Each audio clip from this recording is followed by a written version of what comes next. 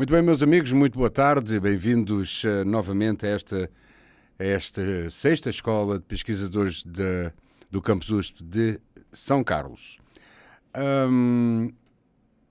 Muito bem, vamos começar aqui. Eu já me acalmei, fiquem tranquilos, eu já estou mais calmo. Eu e o Júnior, o meu colega aqui, que está controlando a emissão, já estamos bem mais calmos. Tomamos um cafezinho para esquecer, para esquecer as aventuras de há uma hora atrás. Bem, mas eu tenho duas notícias. Uma é uma notícia boa e outra é uma notícia má.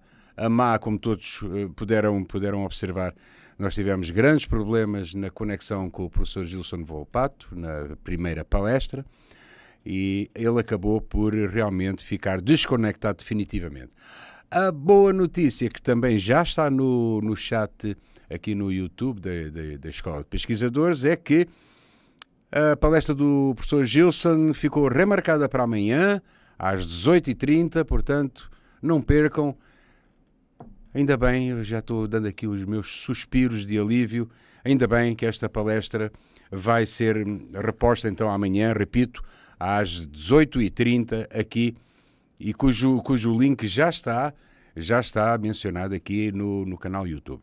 Muito bem, vamos prosseguir então. O próximo palestrante, tal como o professor Gilson, não iria necessitar de qualquer apresentação, pois ele já é conhecido de todos nós, mas como é óbvio, terei muito prazer em fazer esta introdução neste evento, até porque ele é o coordenador deste evento. Muito bem, vamos começar. Ele, obviamente, para quem não o conhece, vamos fazer aqui, recapitular um pouco a trajetória dele e a especialidade dele. Ele é professor titular no Instituto de Física de São Carlos, aqui da Universidade de São Paulo, onde coordena o grupo de nanomedicina e nanotoxicologia, o GENANO, do Instituto de Física. Ele é presidente da Comissão do Portal da Escrita Científica da USP de São Carlos e foi coordenador do Instituto de Estudos Avançados, o IEA, da USP, aqui do polo aqui deste campus. Foi membro afiliado da Academia Brasileira de Ciências, ABC, e foi membro titular do Conselho Deliberativo da Associação Brasileira de Editores Científicos, a ABEC. Possui graduação em Engenharia de Materiais pela Universidade Federal de São Carlos, a UFSCar, em 1997, mestrado em Ciência e Engenharia dos Materiais pela Universidade Federal também de São Carlos, em 1999, e o seu doutorado foi feito em Ciência e Engenharia de Materiais pela Universidade de São Paulo, em 2003. Ele fez estágio na University of Massachusetts, at Lowell, nos Estados Unidos, entre os anos de 2000 e 2001. Foi professor visitante na Universidade Joseph Fourier, em Grenoble, na França, em 2010, e o nosso convidado tem experiência nas áreas de nanotecnologia e desenvolvimento e aplicação de nanomateriais em medicina, atuando principalmente nas seguintes áreas ou nos seguintes temas: nanomedicina, desenvolvimento de nanomateriais para diagnóstico e terapia, polímeros, automontagem, biosensores e nanocompositos. Já orientou dezenas de alunos de pós-graduação e 60 supervisões de pós-doutorado. Desenvolveu e ministra, todos os anos, o curso de pós-graduação em técnicas de escrita científica no idioma inglês. Desenvolveu DVDs e cursos online sobre escrita científica e ministra minicursos sobre como escrever artigos científicos e editoração científica em várias universidades do Brasil e do exterior. Publicou mais de 210 artigos em revistas internacionais, 20 capítulos de livros e 26 depósitos de patentes, com 8 cartas patentes já concedidas. Possui mais de 5.600 citações e fator H45 no Web of Science, fator H48 no Scopus e fator H55 no Google Scholar. Ministrou mais de 450 palestras convidadas em eventos científicos e didáticos no Brasil e também no exterior. É parcerista internacional de projetos de pesquisa da Alexander von Humboldt Foundation, na Alemanha, National Research Foundation, em Singapura, Swiss National Science Foundation, na Suíça, e South Africa's National Research Foundation, na África do Sul, entre outras. Atenção, eu só estou fazendo aqui um resumo, tá? Ele é editor da série de livros Nanomedicine and Nanotoxicology, da Springer Nature, é editor-chefe de especialidades da revista Frontiers in Biosensors na Suíça e acho que fico por aqui. Eu não vou falar mais, senão vamos ficar aqui a tarde toda eu a explanar para vocês e a transmitir este imenso currículo do nosso convidado. Com o tema intitulado Utilizando o chat GPT no apoio à pesquisa e escrita de artigos científicos de alto impacto, meus amigos, minhas amigas, é com muitíssimo prazer que convido a usar da palavra o professor Dr. Valtencir Zuccoloto. Olá, é um grande prazer participar com vocês da 6ª Escola de Pesquisadores da USP Campus São Carlos.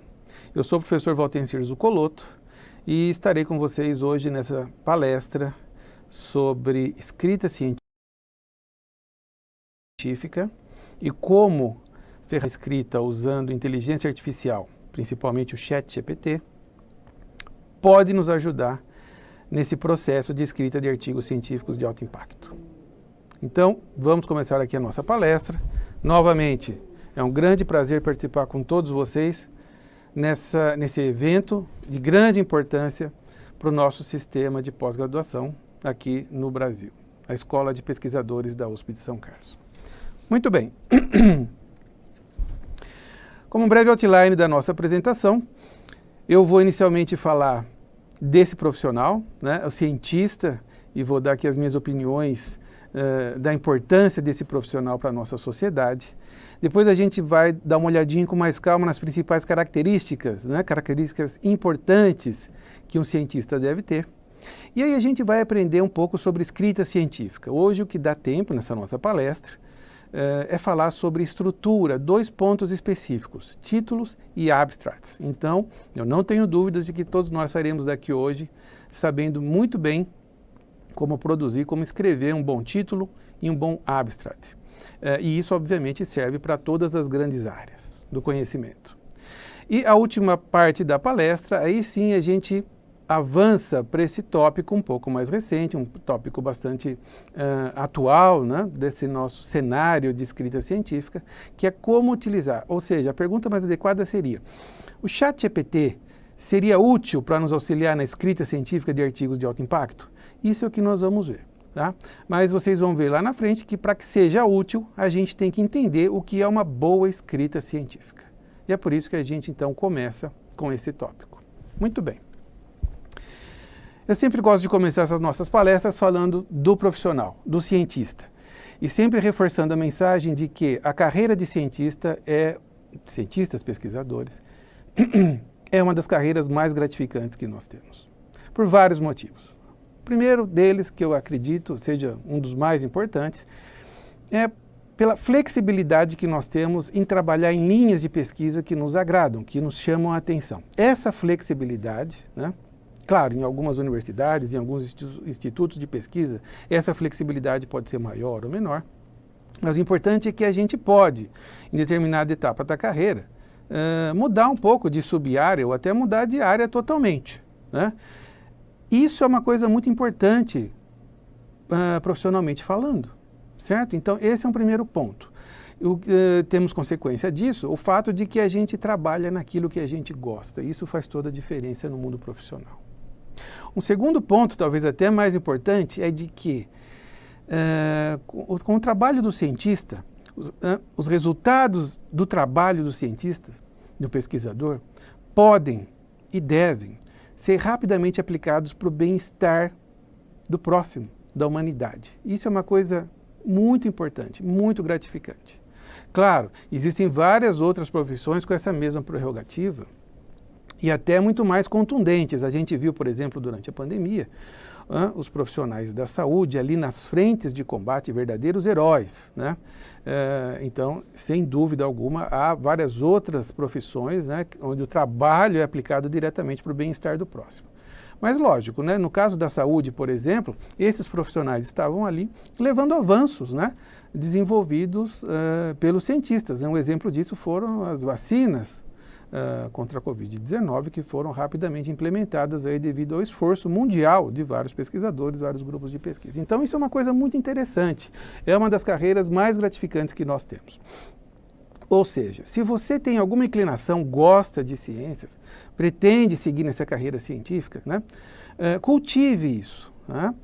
Faça uma boa graduação, participe de um bom programa de pós-graduação, obtenha seus títulos aí de mestrado e de doutorado, faça um pós-doutoramento e siga nessa carreira que você não vai se arrepender. Precisamos de bons cientistas e bons pesquisadores no nosso país. Muito bem. E quais são as características necessárias para um bom cientista, né? Então vamos lá.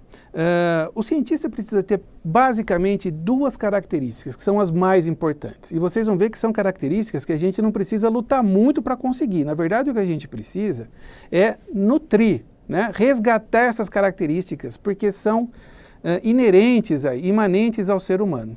Essas principais características são curiosidade e criatividade. Não dá para fazer ciência sem curiosidade e criatividade. E nós nascemos com essas. O ser humano, né, já traz consigo essas duas características.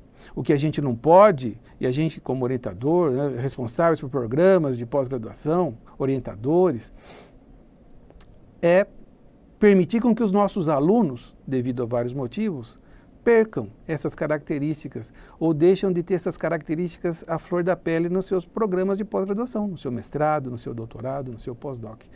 E, perdendo essas características, a performance dos nossos alunos pode estar comprometida sim. Então são características importantíssimas, pessoal.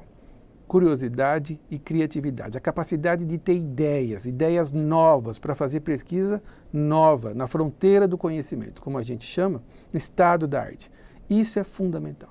Então, se você é aluno de mestrado, doutorado, por algum motivo está um pouco desanimado, né, com o seu projeto, com o avanço do seu trabalho, tente fazer aí uma análise de como estão as coisas, pense um pouquinho, converse com o seu orientador, retome essa alegria, esse ânimo de fazer pesquisa. Isso é importantíssimo. Com isso, você vai conseguir resgatar a sua curiosidade e criatividade. Porque sem ideias não dá para fazer ciência de alto nível. E olha que interessante, né? Nós temos um ciclo virtuoso, digamos assim, né? Todos vocês estão aqui cativados aí pela mensagem, né? Escrita científica, inteligência artificial, isso é ótimo. Mas a gente tem que lembrar sempre o seguinte, não há artigos científicos de alto impacto sem antes haver ciência de alto impacto.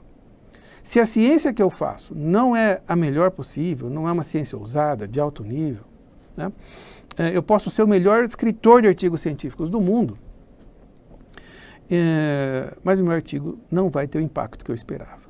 Então, antes da escrita do artigo, vem a ciência de alto nível. Agora, olha que interessante, né? Não tem como fazer ciência de alto nível, ciência ousada, audaciosa, sem ter a capacidade de ter boas ideias. Então, nós vivemos de ideias, pessoal, certo? Um cientista que perdeu a capacidade de ter ideias, sua carreira como cientista está realmente muito comprometida. Ele pode continuar sendo um excelente professor, tudo mais, mas como cientista, começa a ficar comprometida a sua carreira. A gente vive de ideias, a gente publica ideias, a gente divulga, a gente faz avançar a fronteira do conhecimento a partir de uma ideia. E olha que interessante como o ciclo se fecha, né? Não há como ter ideias ousadas de alto nível sem curiosidade e criatividade. Então isso é muito importante, é uma parte do curso que eu sempre gosto de fazer essa motivação para os nossos alunos aí de pós-graduação, os nossos pós-docs, né? Os pós-docs às vezes têm uma... Claro, os alunos de pós-graduação também podem passar por um momento onde a ansiedade é muito grande, né? E essa ansiedade pode ofuscar sua curiosidade, sua criatividade, a sua alegria de fazer pesquisa. Isso pode atrapalhar bastante. Mas em particular os pós-docs, né? Uma mensagem aqui para os nossos pós-docs. Os pós-docs aí estão numa fase que não são mais alunos e também não têm uma posição fixa, muitas vezes. Então, essa ansiedade pode acabar atrapalhando sua performance, né? Então, minha mensagem é, calma, faça seu pós-doc com muita lucidez, apostando em projetos de altíssimo nível, né? O que a gente quer é qualidade, sempre, né? Qualidade dos avanços científicos, produzidos pelos nossos alunos de pós-graduação ou pós-docs, tá? Que a sua hora vai chegar, então não se preocupe, mas tente controlar isso. essa ansiedade. Mas é importante que a gente focalize sempre em projetos de altíssimo nível. Muito bem. Eu vou agora no próximo slide dar algumas sugestões de como a gente pode, né, alimentar ou treinar para ter boas ideias. É claro que a maioria das informações que vão aparecer aqui para vocês são muito simples e até são óbvias, né? Mas às vezes é importante trazer o óbvio, né, e relembrar que as coisas simples é que são importantes. Tá? Então, olha que interessante. Quem faz ciência é gente, né? Então, para que eu tenha capacidade de ter boas ideias na minha área de trabalho, eu preciso conhecer a minha área de trabalho. Quem faz ciência é gente, então eu tenho que conhecer essas pessoas, certo? Quem são os grandes grupos de pesquisa, os grandes nomes do Brasil, do exterior, que trabalham em temas próximos aos meus? Eu preciso ir atrás disso, certo? Conhecer esses grupos.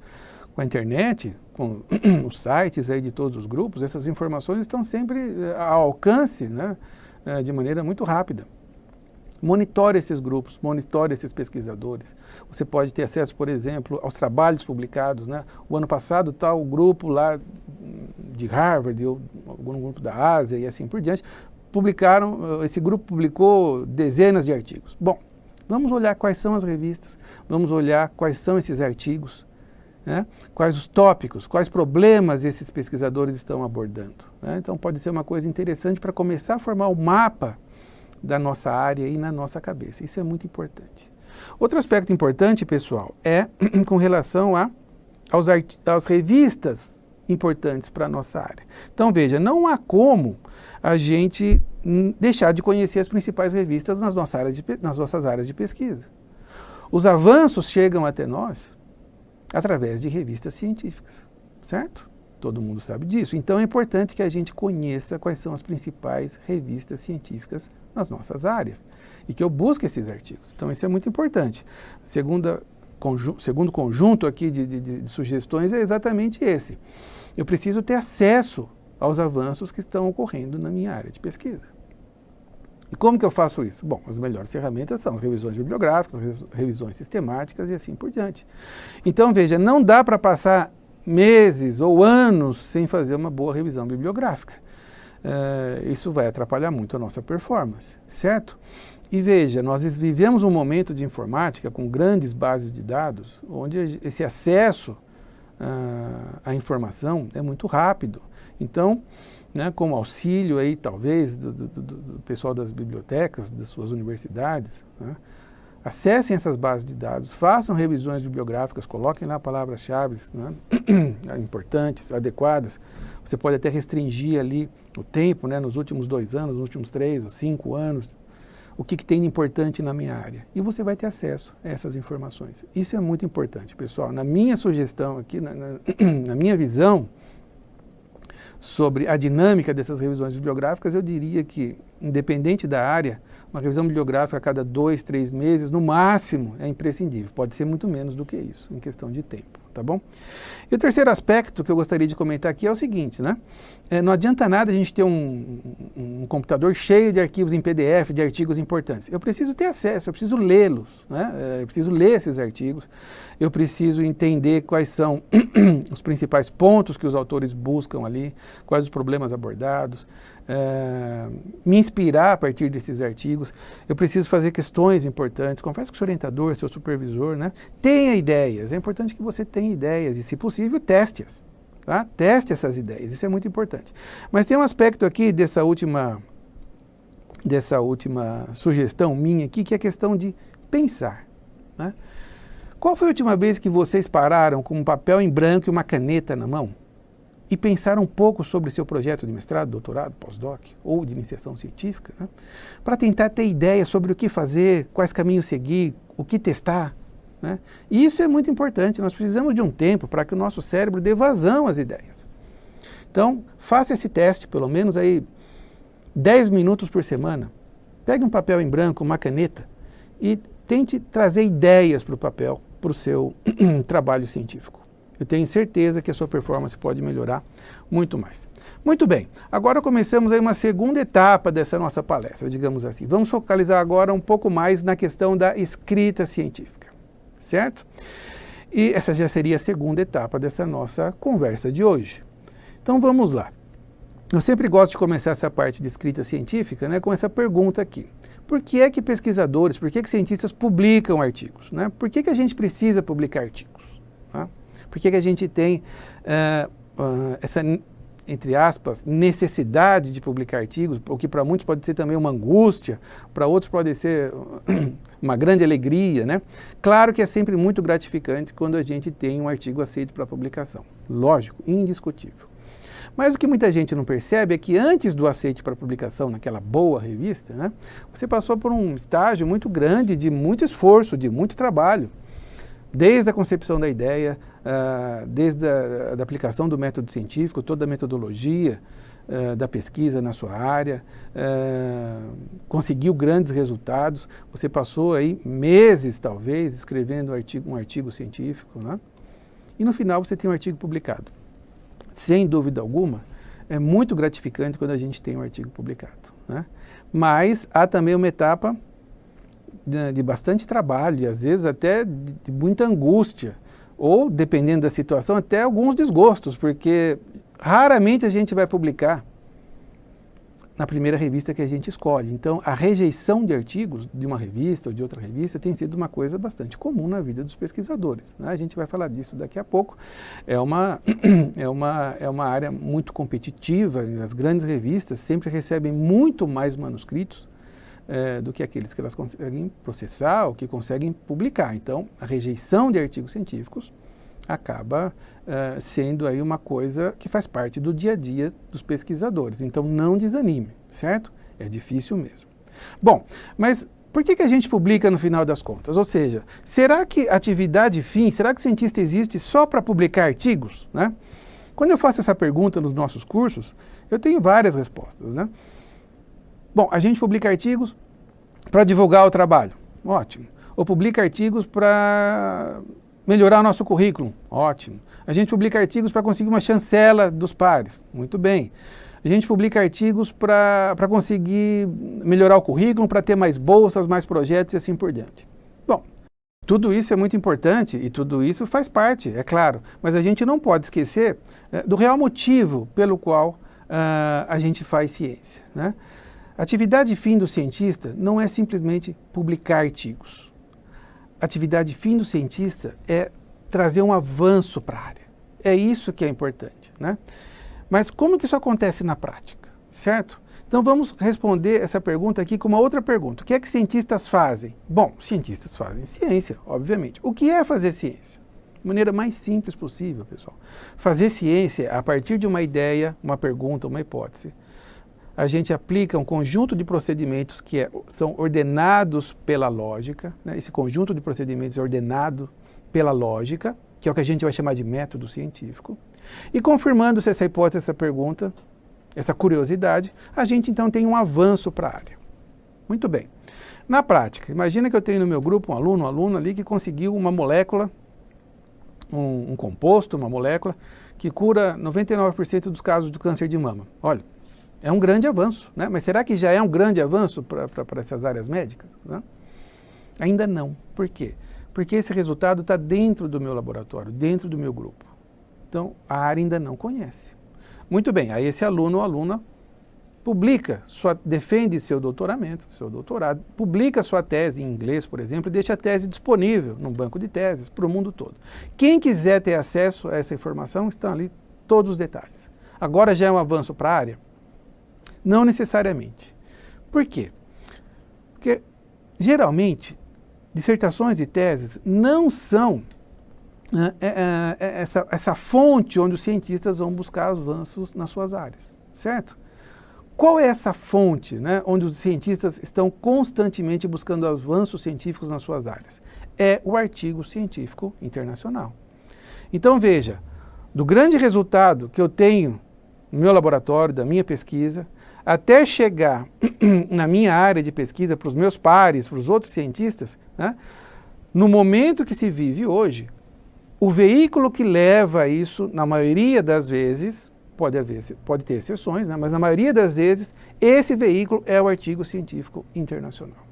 Claro, então a gente tem que sempre fazer um parênteses aqui, para levar em conta o que acontece em algumas áreas, né? Então pode ser que algumas áreas, principalmente algumas áreas de humanas, o artigo científico não tenha esse papel, não tenha essa importância toda. Lá pode ser que exista em algumas áreas ou sub-áreas um outro documento, pode ser um livro, uma monografia e assim por diante, então respeitando-se aqui todas as áreas. Mas também lembro que em todas as áreas, sem exceções, a gente tem grandes revistas e grandes artigos sendo publicados a qualquer instante. Então a mensagem que eu quero deixar aqui é o seguinte: por que a gente publica artigos? É a nossa atividade fim? Não. A atividade fim do cientista é trazer avanços para a sua área. Seja em ciência básica, seja em ciência aplicada, engenharia e assim por diante. Mas não dá para levar esse avanço sem passar pela publicação de artigos científicos em revistas boas internacionais. Então, isso é muito importante. Então, vamos lá, pessoal. E quando a gente fala nessa divulgação, né, nessa divulgação dos seus resultados para os pares, a gente está falando de escrita científica, certo? Então, vamos olhar para a escrita científica como um gênero textual, né? Da mesma maneira que a gente tem poesia, romance, ficção, não ficção, nós temos também a escrita científica. E é sempre bom conhecer as características desse gênero, né? Nos ajuda muito no processo de escrita. Então vamos conhecer algumas que são bem peculiares desse gênero da escrita científica. A primeira delas é a audiência. Bom, claro que a audiência é importante para todo mundo que escreve, para todos os gêneros, mas na escrita científica há uma peculiaridade, né? Há uma particularidade importante. Antes de escrever meu artigo científico, seria muito bom se eu soubesse quem vai ler. Bom, mas como é que a gente faz isso? Simples. Em todas as áreas e sub-áreas do conhecimento, nós temos revistas que são muito específicas, só publicam sobre aquele tema, subtópico específico no qual você trabalha, e tem revistas que são de escopo mais amplo, certo? Publicam sobre aquele tópico, mas também publicam de vários outros tópicos, inclusive de outras áreas, né? Essas revistas de escopo mais amplo, não é difícil a gente lembrar aqui, né? Nature, Science e assim por diante, tá bom? O que muda na hora de escrever? Bom, antes disso, né, quem toma essa decisão de publicar numa revista mais específica ou mais ampla, né? São os pesquisadores, né? São vocês, são os alunos, com seus orientadores, supervisores, os responsáveis pela pesquisa, os pesquisadores principais aí, né? Os PIs, né? Os Principal Investigators, certo? Então, precisa ter esse discernimento, os cientistas têm que ter esse discernimento para olhar para aquele conjunto de resultados que estão formando, né, que compõem esse avanço científico, e entender, olha, não, isso daqui nesse momento é mais importante para a gente divulgar, que a gente divulgue para os nossos pares, para que a área entenda, né, e opine sobre isso. Ou não, o cientista pode olhar para aquilo e falar, olha, isso aqui é muito importante e pode ser muito aplicável também para outras áreas, né, então ele vai para uma revista de escopo mais amplo. Essa decisão é do cientista. Então, o que muda na hora da escrita? Se eu escrevo um texto para uma revista muito mais específica, a audiência também é específica. A audiência conhece tudo sobre a sua área. Então, você não precisa usar texto, combinar palavras para dizer qual é a sua área de trabalho, por que essa área é importante, quais são os desafios da área, por exemplo, né? Porque a audiência conhece muito bem isso. A audiência quer que os avanços, os resultados, chegar aos resultados no seu artigo muito mais rapidamente, de forma mais direta. Ao passo que, se eu for publicar numa revista de escopo mais amplo, aí sim, eu tenho que contextualizar, essa palavra é importante, contextualizar a audiência, eu tenho que falar qual é a minha área de trabalho, por que essa área é tão importante, quais são os desafios, as motivações e assim por diante. Então, há diferença na hora de escrever seu artigo. Então, tente imaginar, antes do processo de escrita, para quais revistas são candidatas aí para você submeter seu artigo. Segunda característica importante desse gênero textual é a questão da clareza e concisão. Claro, todos os textos, né, deveriam ser claros, né, ou seja, conseguir passar a mensagem que eles desejam passar para o leitor de maneira rápida, direta, certo? Mas na escrita científica, essa palavra clareza tem que ser levada a um outro nível, né, de importância, certo? Um artigo científico, a gente está transformando mensagens, né, científicas na forma de textos. Um artigo científico é composto por texto e muitas vezes também, dependendo da área, por elementos gráficos. Mas o que a gente está trazendo sempre é uma ideia, né, que a gente está traduzindo essa ideia, que é o avanço científico, na forma de palavras, numa combinação de palavras. Então a gente tem que sempre buscar a combinação de palavras mais adequada para que aquela mensagem científica seja rapidamente compreendida, né, no cérebro do leitor. Isso é muito importante, isso é clareza. E para muitas áreas, essa clareza é sempre acompanhada de concisão. Então, áreas aí, digamos, né, exatas, biomédicas, engenharias, né, o texto de alto impacto é aquele texto que é conciso, que é curto, que não tem palavras sobrando. Esse é um grande ponto de treinamento para os nossos alunos. Em todos os nossos cursos, a gente sempre bate muito nessa tecla, né? Escrever de forma concisa, certo? Um texto bem escrito é aquele que, se você tirar uma ou duas palavras, faz falta. E muitas vezes é o contrário do que acontece nos textos que chegam para a gente analisar, né? Quanto mais palavras a gente tira, melhor fica. Então, essa questão da concisão é muito importante, certo? Vocês podem ver em revistas de alto impacto, tem lá umas seções de letters, por exemplo, são artigos de altíssimo nível, de altíssimo impacto, artigos de uma página e meia. Então, esse poder de concisão é importantíssimo para o cientista no momento da escrita. Certo? Claro, em algumas outras áreas a questão de concisão não é tão importante assim. Essas áreas estão acostumadas com textos mais longos. Ótimo, sem nenhum problema. Tá bom? O que manda é a área, é a tradição da área. Certo?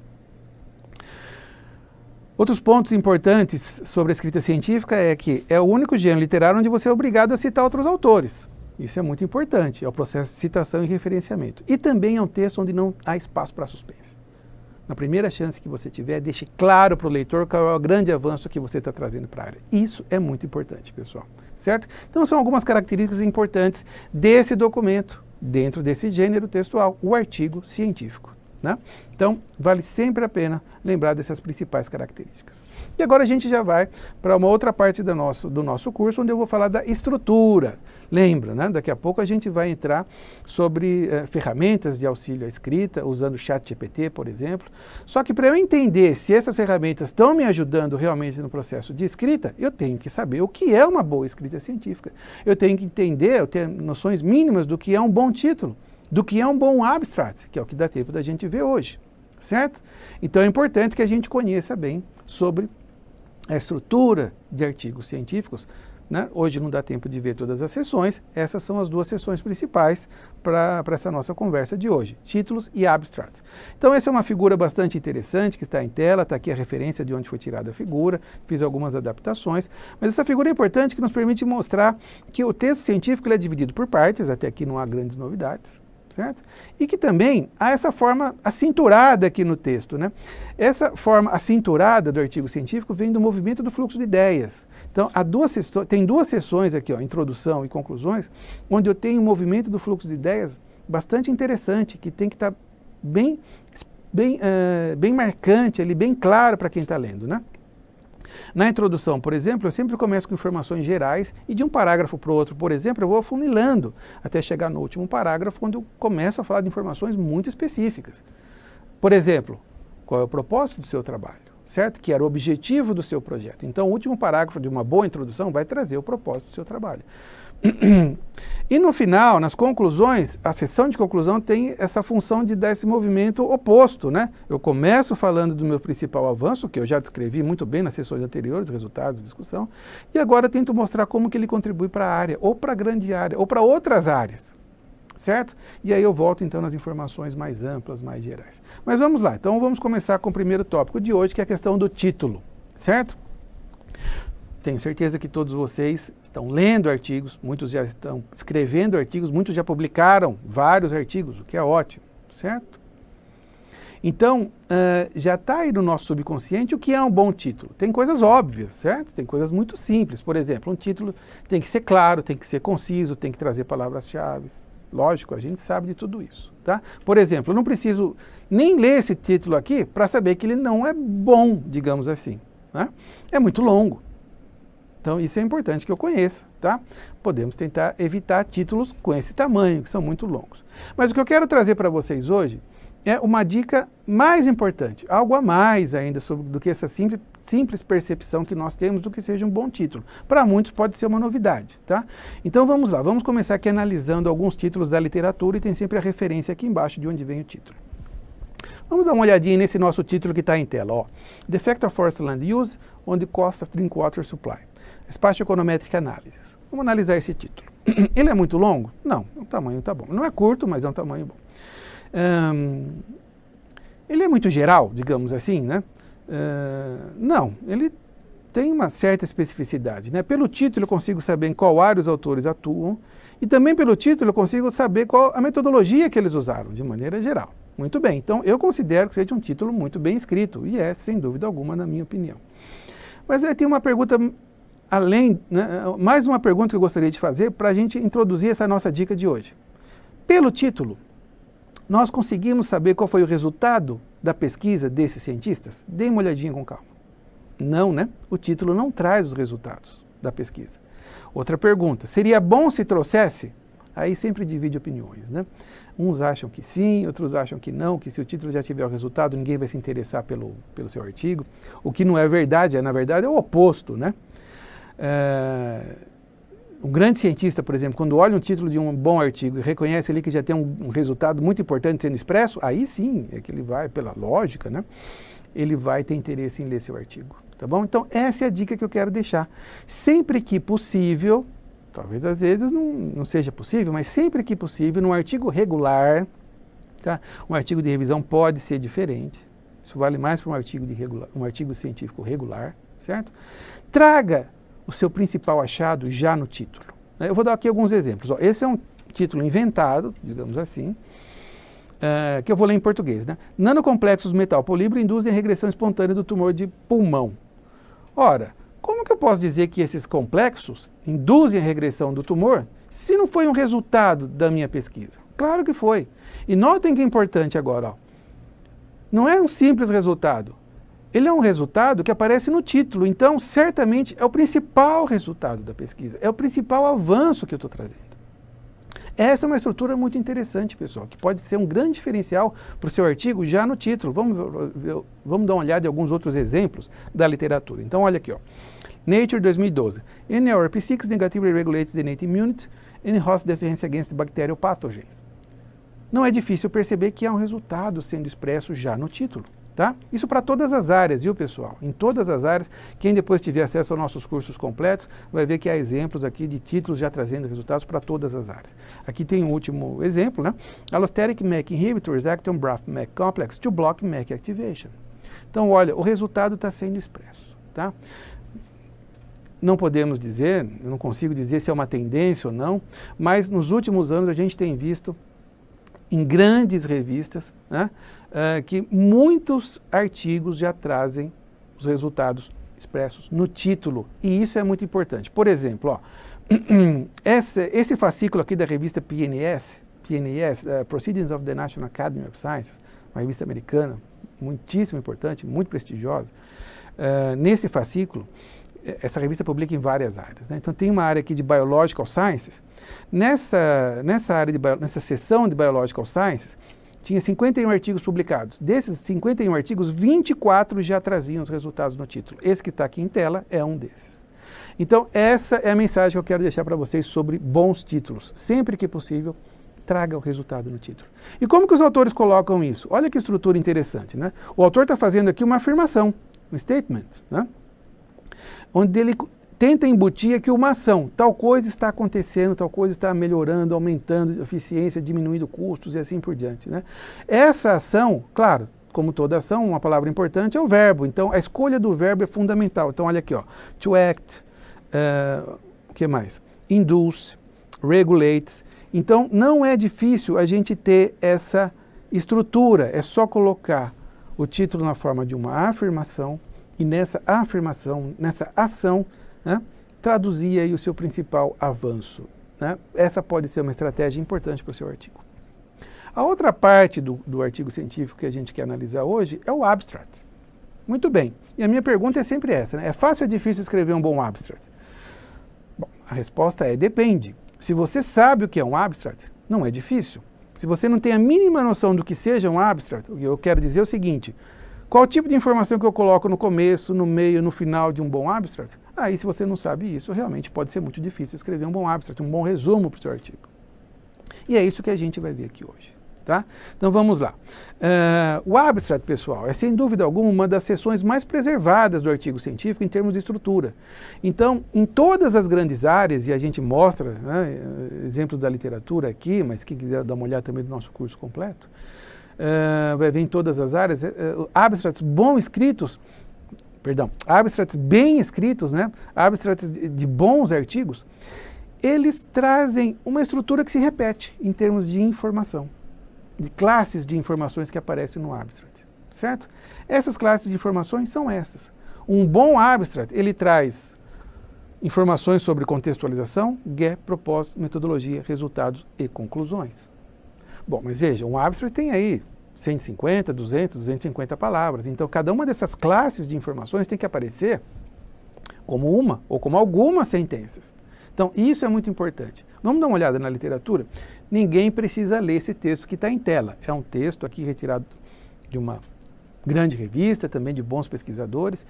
E quando a gente faz uma análise desse abstract, esse é o abstract completo do artigo. Quando a gente faz uma análise desse abstract, né, e faz o exercício que eu recomendo que vocês façam, recomendo fortemente que vocês façam, né, nos artigos, bons artigos das suas áreas. Classifique sentença por sentença, né, com base nesse modelo aqui, para ver se cada uma daquelas sentenças se encaixa dentro de algumas dessas classificações. Quando eu fiz isso para esse artigo, para esse abstract, eu encontrei exatamente aquele modelo, certo? E na mesma sequência. Então, essa aqui é exatamente a sequência em que o texto foi publicado, tá? Só que ele está lá como texto corrido. Então, vamos entender o que são cada uma dessas partes agora. Olha, contextualização. São aquelas, as primeiras sentenças onde o autor fala sobre a área dele, sobre a sua grande área e a importância dessa área. Depois vem o gap, ou lacuna, é onde o autor vai falar o que está faltando ser estudado nessa área, certo? O que tem que melhorar a eficácia, aumentar a eficiência, o que tem que diminuir custo, o que não se sabe ainda, o que é controverso. Esse é o gap, ou a lacuna. Depois vem uma seção de propósito, onde o autor vai dizer simplesmente, pura e simplesmente, o que ele fez no trabalho dele que ele está trazendo nesse artigo. Depois vem uma parte de metodologia, bastante rápida, resultados, coloque aqui os seus principais resultados e conclusões. O que são conclusões aqui no abstract? É mostrar para os leitores como que seu trabalho contribui para a grande área, ou até para outras áreas. Então, é uma seção que não tem como errar, pessoal, certo? Então, é muito importante que vocês conheçam essa boa estrutura, tá? Coisas importantes aqui, ó. 2 aspectos importantes. Precisa ter essas 6 partes? Não necessariamente. Mas é muito importante que, principalmente para quem está começando a escrever,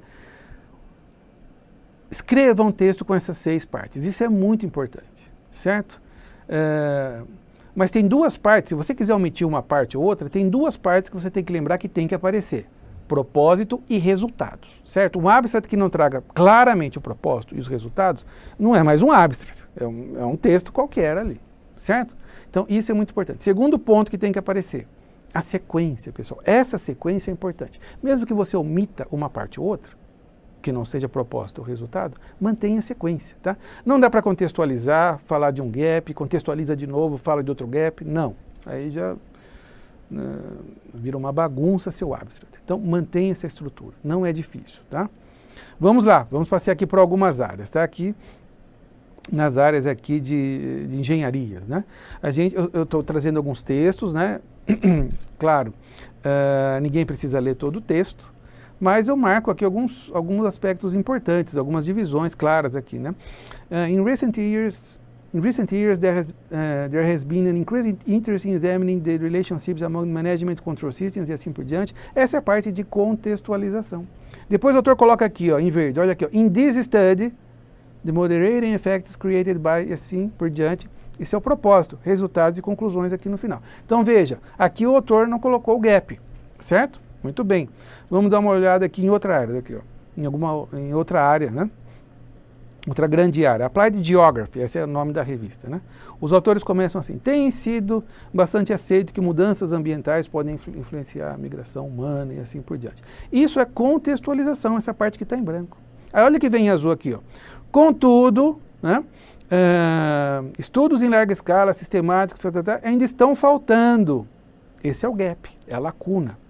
Nesse estudo, nós vamos diminuir esse gap, né, analisando tais coisas. É o propósito, resultados e conclusões. Então, olha que estrutura bem característica, bem típica aqui de um abstract, tá bom? Essa estrutura aparece sempre, pessoal. Deveria aparecer nos bons abstracts. Mesmo que seja um texto corrido, tem que estar clara essa divisão, essas informações classificadas ali de acordo com esse modelo que a gente está apresentando aqui. Tá? Aqui também em outras áreas, na área de educação, por exemplo, student teachers consider cooperating teachers to be one of the most, assim por diante. Isso é contextualização, isso que está em branco. Olha que está em vermelho aqui, ó. Contudo, né, therefore the ways in which cooperating teachers participate in teacher education are significant. Né? Esse seria um gap.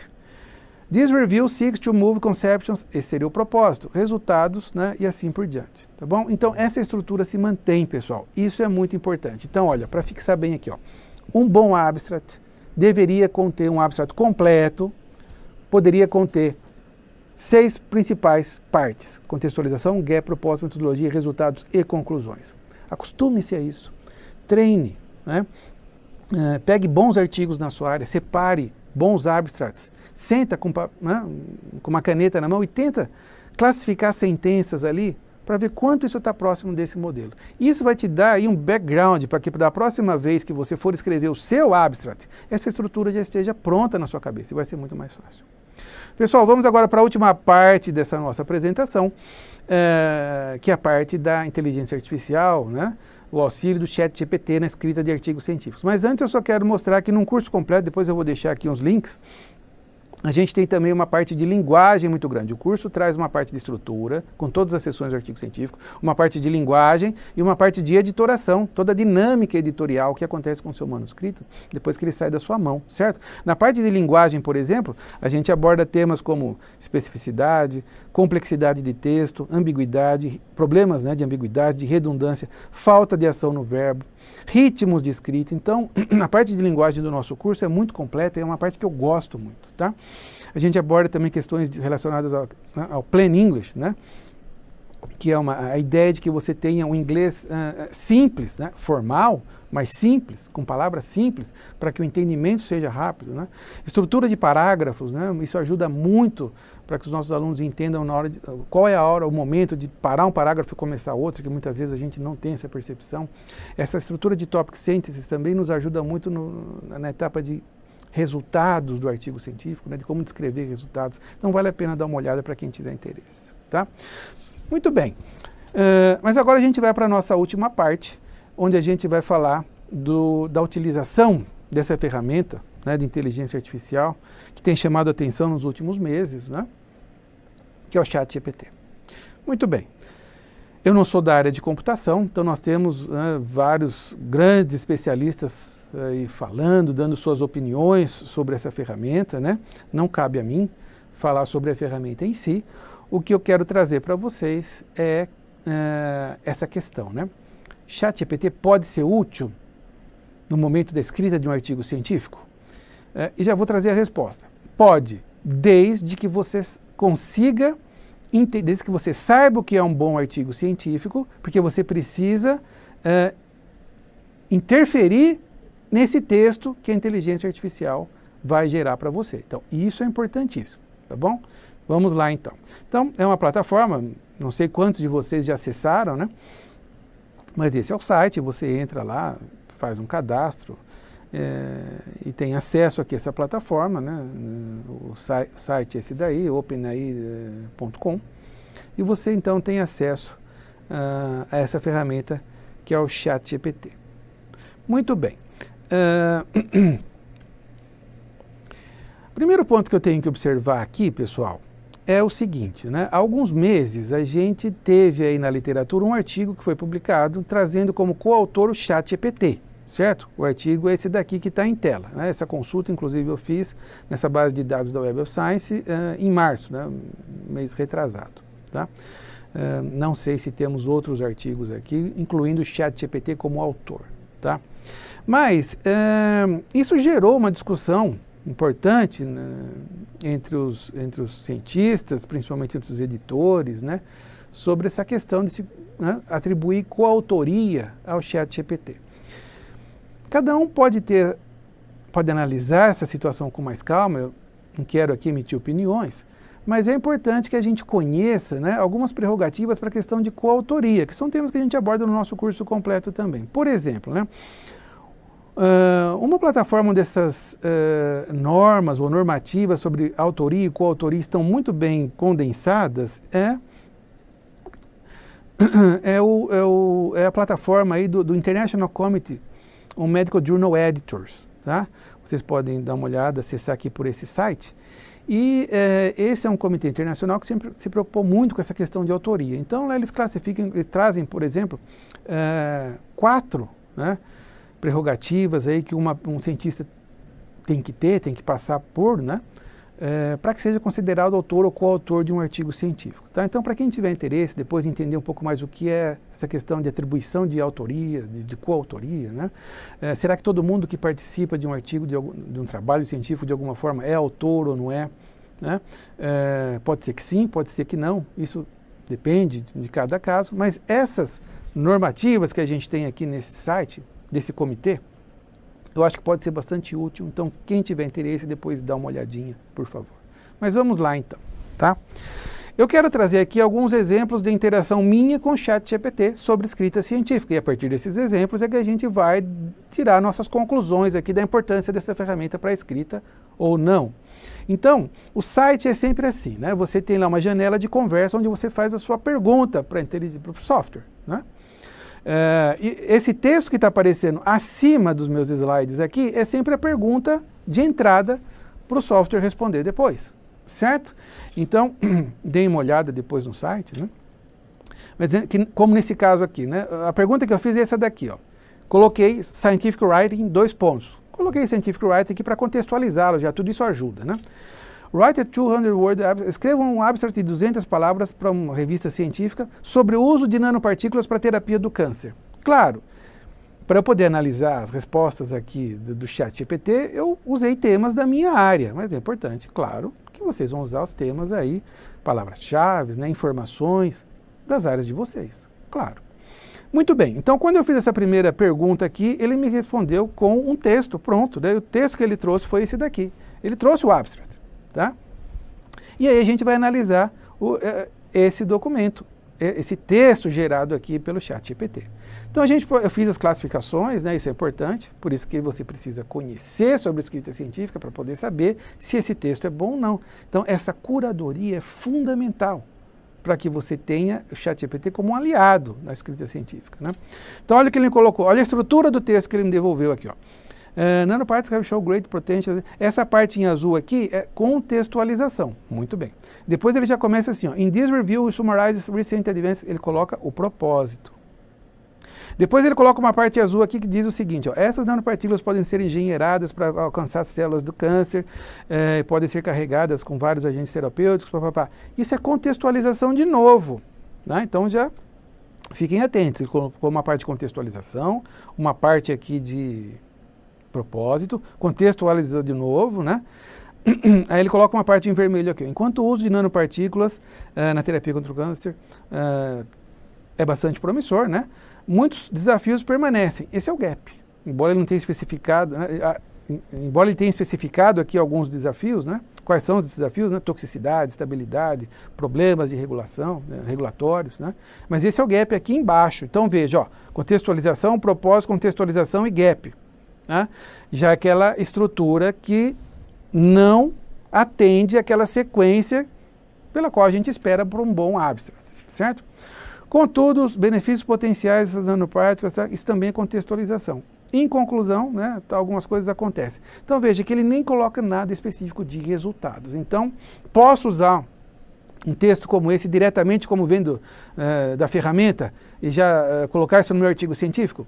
Talvez não. Então, esse é um tipo de texto que eu preciso trabalhar. Posso usar algumas frases, né? Desde que, lógico, é sempre bom no final passar por uma etapa de busca em algum software anti-plágio, não custa nada, tem vários gratuitos, né? É sempre bom fazer essa análise no final. Mas eu posso usar algumas sentenças, né, para construir a partir daqui o meu abstract. Mas veja também, olha, eu passei muito poucas informações para a ferramenta. Nessa pergunta que eu faço, quanto mais informações eu colocar, mais eu ajudo a ferramenta a me retribuir um texto muito melhor. Então vamos lá agora para um segundo exemplo. Ó. Escreva um abstract para uma revista científica muito importante com o uso de nanopartículas à base de PLGA, que é um material, né, para a construção dessas nanopartículas, encapsulando esse quimioterápico aqui, doxorubicina, né, para o delivery, né, para entrega na terapia do câncer. Então, eu já coloquei mais informações. Então, isso é importante. Quanto mais informações você suprir para a máquina, melhor a resposta que você vai ter. Então, olha como foi o abstract sugerido aqui, ó. Esse poliácido lático glicólico, né, PLGA, nanopartículas de PLGA, tem sido bastante utilizadas, essa é a parte de contextualização. Nesse estudo, nós, né, trazemos aqui, reportamos o desenvolvimento de nanopartículas de PLGA encapsulando doxorubicina, Muito bem escrito, né, relativamente bem escrito aqui a parte de propósito, certo? Nós otimizamos a preparação dele usando um método de evaporação de solvente. Isso aqui é novo, ele que está buscando isso, tá? Que pode ser aplicável ou não. Mas ele colocou aqui já uma parte metodológica. Colocou aqui resultados, certo? Embora nada muito específico, ele colocou resultados aqui in vitro, resultados aqui em vivo, né? E a parte de conclusões aqui também, certo? Então veja que já tem uma estrutura muito mais adequada aqui, ó. Contextualização, propósito, metodologia, resultados e conclusões. Faltou um gap, tá? Então esse é um texto que já é muito mais fácil para eu editá-lo. Essa curadoria é importante. Editá-lo e possivelmente usar no meu artigo científico depois de passar por algum software antiplágio para que a gente não tenha problema. Então veja, o nível de informações que eu alimento a ferramenta é importante para melhorar o texto que volta. E aí eu continuei, vou passar mais rápido aqui por alguns slides, pessoal. Continuei olhando outras partes desse artigo. Na pergunta que eu fiz foi, escreva a seção de introdução desse artigo. E ele me respondeu aqui, né? A introdução, certo? Câncer é uma causa importante de mortalidade em todo o mundo e assim por diante, Aqui tem algumas sentenças, né? Eu estou truncando aqui para não ficar muito longo. Então, é uma introdução relativamente, né, com uma certa estrutura interessante e tal. Pode ser útil para a construção de uma sessão de introdução, mas eu preciso trabalhar nisso, sempre, tá? Essa é a minha mensagem aqui. Pedi para ele escrever materiais e métodos, e ele respondeu aqui com os materiais. Então, veja, esses são materiais que ele trouxe, não passei essas informações, mas ele viu qual é a área, qual é o tema, e foi na base de dados gigantesca que ele tem, e viu ali o que se usa tipicamente. Eu vou ver o que se aplica, né? Materiais aqui, uma série de materiais, metodologia sobre a preparação das nanopartículas, das nanocápsulas, caracterização, tamanho, forma, carga dessas nanopartículas, né? Inclusive os equipamentos que são tipicamente utilizados.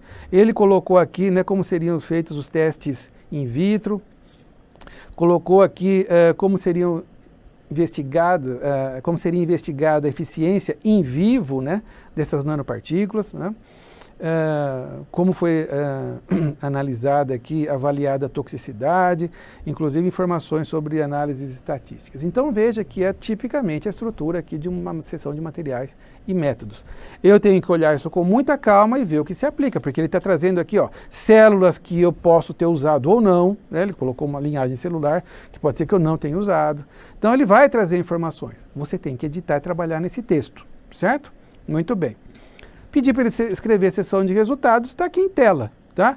Nanopartículas de PLGA encapsulando doxorubicina foram preparadas usando o método de evaporação de solvente, né? E olha que interessante, ele colocou aqui até informações numéricas, quantitativas, né? O tamanho médio dessas nanopartículas foi de 165 nanômetros, né? Carga superficial, ó, colocou potencial zeta, né? Então são características das partículas que ele trouxe, né? Isso eu não coloquei essa informação. Ele não tinha essa informação.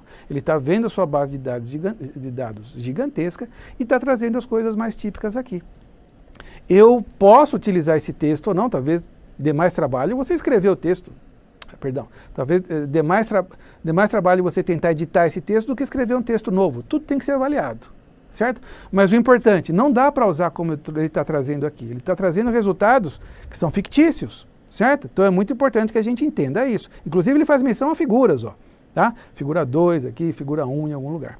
Então é muito importante, figura 1 está aqui, é muito importante que a gente entenda que pode ser que a ferramenta nos ajude, mas eu tenho que trabalhar nesses textos, certo? Escreveu também a seção de discussão, né? Sem grandes informações, mas tem coisas interessantes aqui no texto. E pedi para ele escrever também a seção de conclusões. Então ele escreve aqui a seção de conclusões, que pode ser um parágrafo, pode ser juntado aqui num parágrafo, né? E olha que interessante que ele coloca aqui no final, uma frase bem típica de conclusões, né? Que está em verde aqui, ó. Development of such innovative drug delivery systems could lead to a significant improvement in cancer treatment, with the potential to reduce the side effects and improve the quality of life of cancer patients. Certo? Então, a estrutura está aqui, a ideia está aqui. Se eu vou utilizar isso ou não, tem que ser visto com muita calma. Não dá para utilizar como a ferramenta me fornece. Lógico, né? Essa é a mensagem importante aqui. Pedi para escrever também a sessão de agradecimentos, ele deu boas sugestões aqui, né? Primeiro, nós temos que agradecer agências de fomento, as pessoas e tal, uma estrutura interessante, tá? Claro, essa parte aqui eu posso usar quase que diretamente aqui, desde que eu faça uma análise aqui antiplágio, né, das frases, mas é uma boa estrutura aqui de agradecimentos, certo? E pedi finalmente para ele colocar um título, e ele me respondeu aqui com esse título, né? PLDA Nanoparticles Encapsulated Doxorubicin for Targeted Cancer Therapy. In vitro and in vivo evaluation. É um título que não é muito ruim, mas é um título muito geral. A gente, nas nossas áreas, preferiria um título um pouco mais específico e, com certeza, como a gente já aprendeu hoje, talvez trazendo principais resultados. Então, sobre escrita de artigos científicos usando ChatGPT, pessoal, essa é uma amostra do que a gente pode obter. Tá?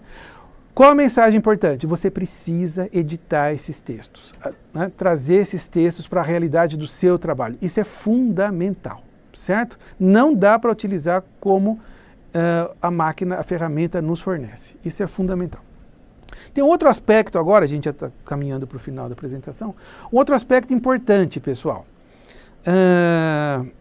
Eu utilizei o ChatGPT não para escrita, mas para me sugerir ideias de tópicos de pesquisa na minha área.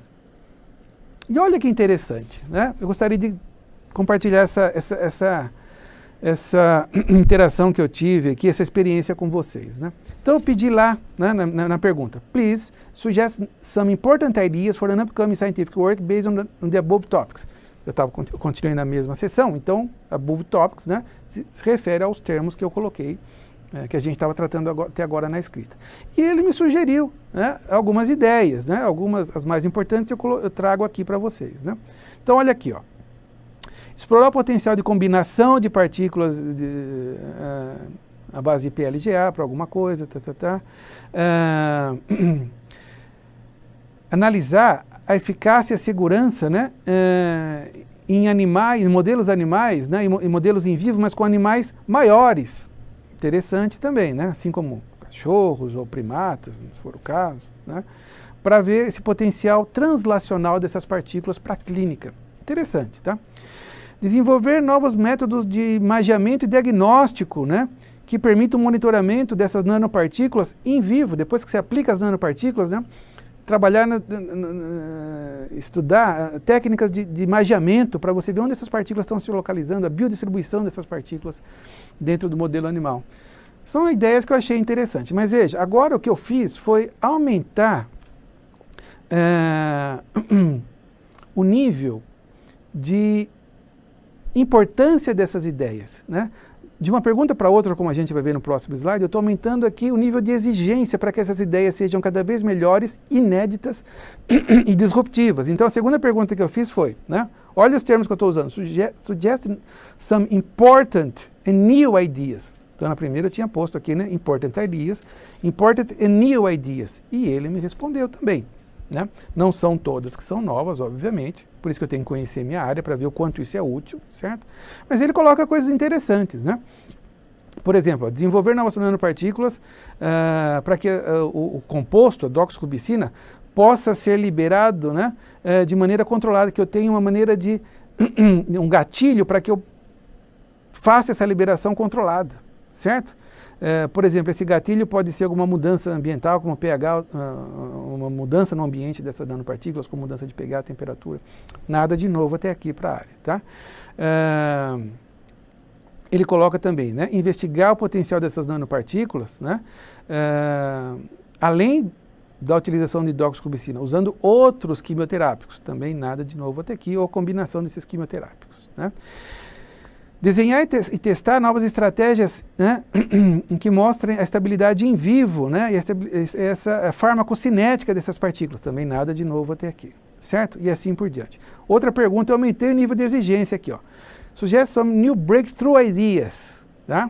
Ele coloca aqui de novo algumas coisas importantes que eu trago para vocês, né? Desenvolver essas nanopartículas através do uso de técnicas de medicina de precisão, né? Como através do perfil genético, né? Ou usar inteligência artificial para desenhar essas partículas para que elas interagem especificamente com o câncer. Muito interessante, tá? É tão novo assim, mas é muito interessante, tá? Trabalhar no desenvolvimento de técnicas de imageamento, né? Por exemplo, através de tomografia optoacústica, né? Multiespectral. Interessante também, certo? Explorar e otimizar alternativas de rotas de entrega, né? Intravenoso, na rota nose to brain, né? E assim por diante. Transdermal, ele está colocando aqui coisas importantes também, embora nada de grandes novidades, tá? Mais um nível de exigência. Sugira ideias disruptivas para um trabalho científico com potencial para ser publicado na Nature. Isso é o que eu coloquei aqui. Então vamos lá, ele comentou, ele respondeu à altura, certo?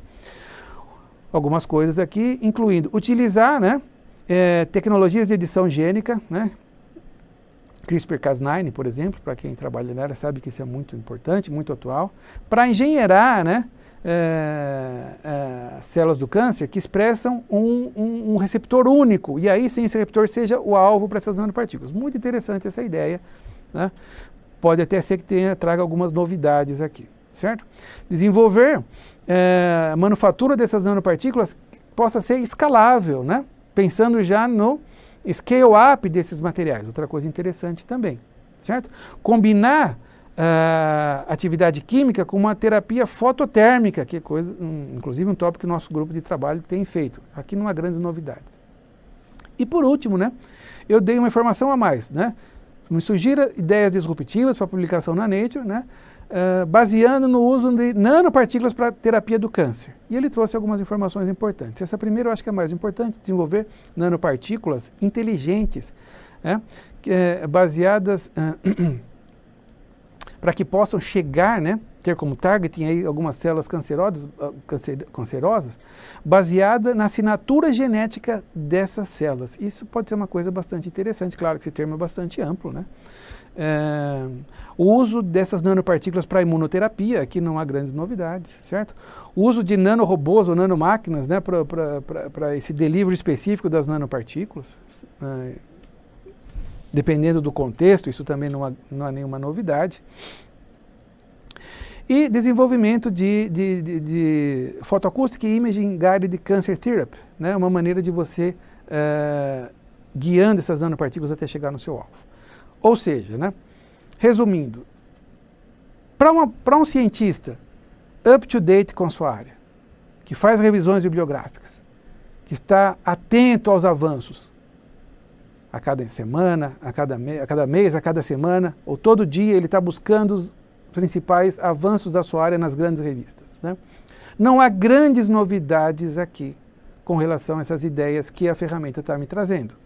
Bom, mas, por outro lado, essas ideias podem sim, por que não, servir como base para o desenvolvimento de uma boa e grande ideia nova, inovadora, importante na sua área de pesquisa. Creio que sim, né?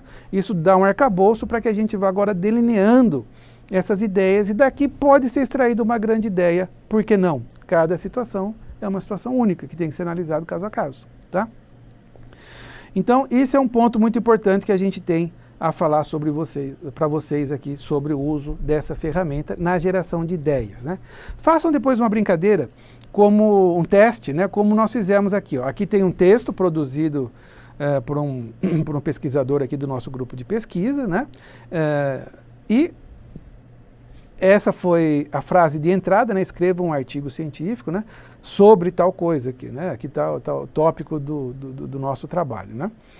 Esse é o texto escrito pelo humano, né? Pela pesquisadora nesse caso, e aqui o texto gerado pelo ChatGPT. Aqui está metade do texto, né? Ele continua aqui embaixo. Mas o importante é a gente notar que não há muita... Os dois textos são bons, né? Claro que precisa de edição nos dois casos, mas eu chamo a atenção aqui para a parte de resultados, né? O ChatGPT colocou os resultados, a seção de resultados, talvez, que é essa parte em vermelho, talvez um pouco mais completa, Tá? Então, pode ser útil sim. Pegue abstracts que você já escreveu, por exemplo, né? Extraia dali uma boa sentença na forma de uma pergunta para a máquina, coloque lá e compare os dois. Isso pode te ajudar a ter noção, né, se essa ferramenta vai te ajudar ou não. Então, concluindo, pessoal, ChatGPT pode ser útil no processo de escrita? Pode, pode. Né? Não dá para dizer que não pode. Desde que você saiba o que é uma boa escrita científica. Desde que você saiba o que é um bom título, um bom abstract, uma boa sessão de introdução, metodologias, resultados de discussão, uma boa sessão de conclusões. Tendo isso na cabeça, você consegue, então, analisar e ver se aquele texto gerado é importante, pode ser utilizado ou não. Mas, raramente, eu acho que nós ainda não estamos no estágio de que aquele texto vai ser usado sem edição. Impossível. Pelo menos pelo que eu vi até agora, né? A ferramenta pode te ajudar, mas essa curadoria é fundamental. Você tem que trabalhar naquele texto. Isso é muito, muito importante, pessoal. Certo? Então, essa é a nossa mensagem. Para quem quiser se aprofundar um pouco mais, esse é um artigo publicado por vários pesquisadores na revista ACS Nano, American Chemical Society Nano, né? É uma revista muito boa, falando exatamente sobre boas práticas aí na utilização do ChatGPT. Tá bom? Eu acho que vale a pena vocês darem uma olhadinha aqui para aqueles que tiverem interesse. Muito bem, terminamos aqui então a nossa palestra, essa nossa conversa. Para aqueles que têm interesse, eu quero deixar aqui o site da nossa plataforma, onde vocês podem encontrar um curso completo de escrita científica. Já há vários anos que isso aqui está no ar, mas temos uma novidade agora que eu já vou falar para vocês. O site é zucoescrita.com. É um curso completo, né, na forma de videoaulas, com perguntas, geração de um certificado também de cursos livres da internet, né? É um curso apostilado, né, em todas as grandes áreas. Você pode se cadastrar e começar a utilizar. A novidade é que agora, pessoal, esse curso está gratuito, tá? Não sabemos por quanto tempo, mas acessem essa plataforma, façam seu cadastro, divulguem isso para os seus pares, para os seus colegas, a gente agradece, né? O curso traz um curso feito em 8 módulos, são 8 videoaulas, toda a parte de estrutura, como já mencionei para vocês, toda a parte de linguagem, que é muito importante, né? E também toda a parte de editoração, aquilo que vai acontecer com o seu manuscrito depois que ele sai da sua mão. O que o editor vai olhar, o que ele pode pensar do seu manuscrito só com essa primeira impressão, aquela decisão que ele tem que tomar, né? Nego imediatamente ou mando para revisores. Tudo isso a gente aborda nesse curso. Lembrando, o curso agora está gratuito, a gente não sabe por quanto tempo, então não percam tempo aí. São 8 videoaulas, curtas, dinâmicas, depois tem algumas perguntas aqui para você responder. Então, não deixem de acessar nosso curso nessa plataforma zucoescrita.com e agora com essa novidade, o curso está gratuito. A gente tem também as ferramentas, as nossas redes sociais, Instagram, Facebook, sobre o nosso curso, né? Acessem, divulguem para os seus contatos, sempre tem ótimas dicas aqui sobre escrita científica. Pessoal, termino aqui falando rapidamente do meu trabalho como editor. Então, há vários anos eu tenho trabalhado como editor dessa série de livros, né?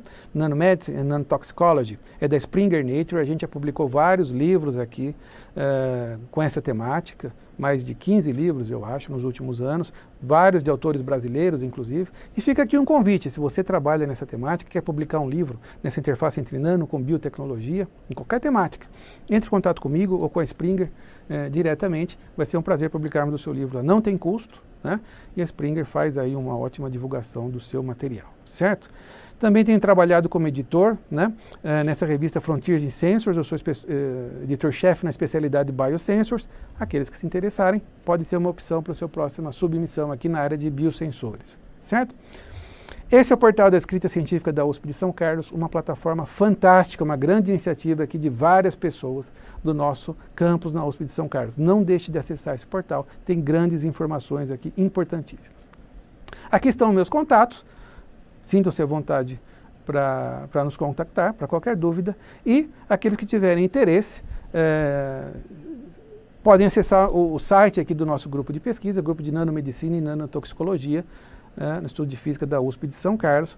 Nós temos aqui um grupo trabalhando na interface entre nano e biotecnologia, e a gente aplica essa nanobiotecnologia, todos esses nanocompostos, tanto para a medicina quanto para o agronegócio. Quem tiver interesse, é só entrar em contato conosco, dê uma olhadinha no nosso site.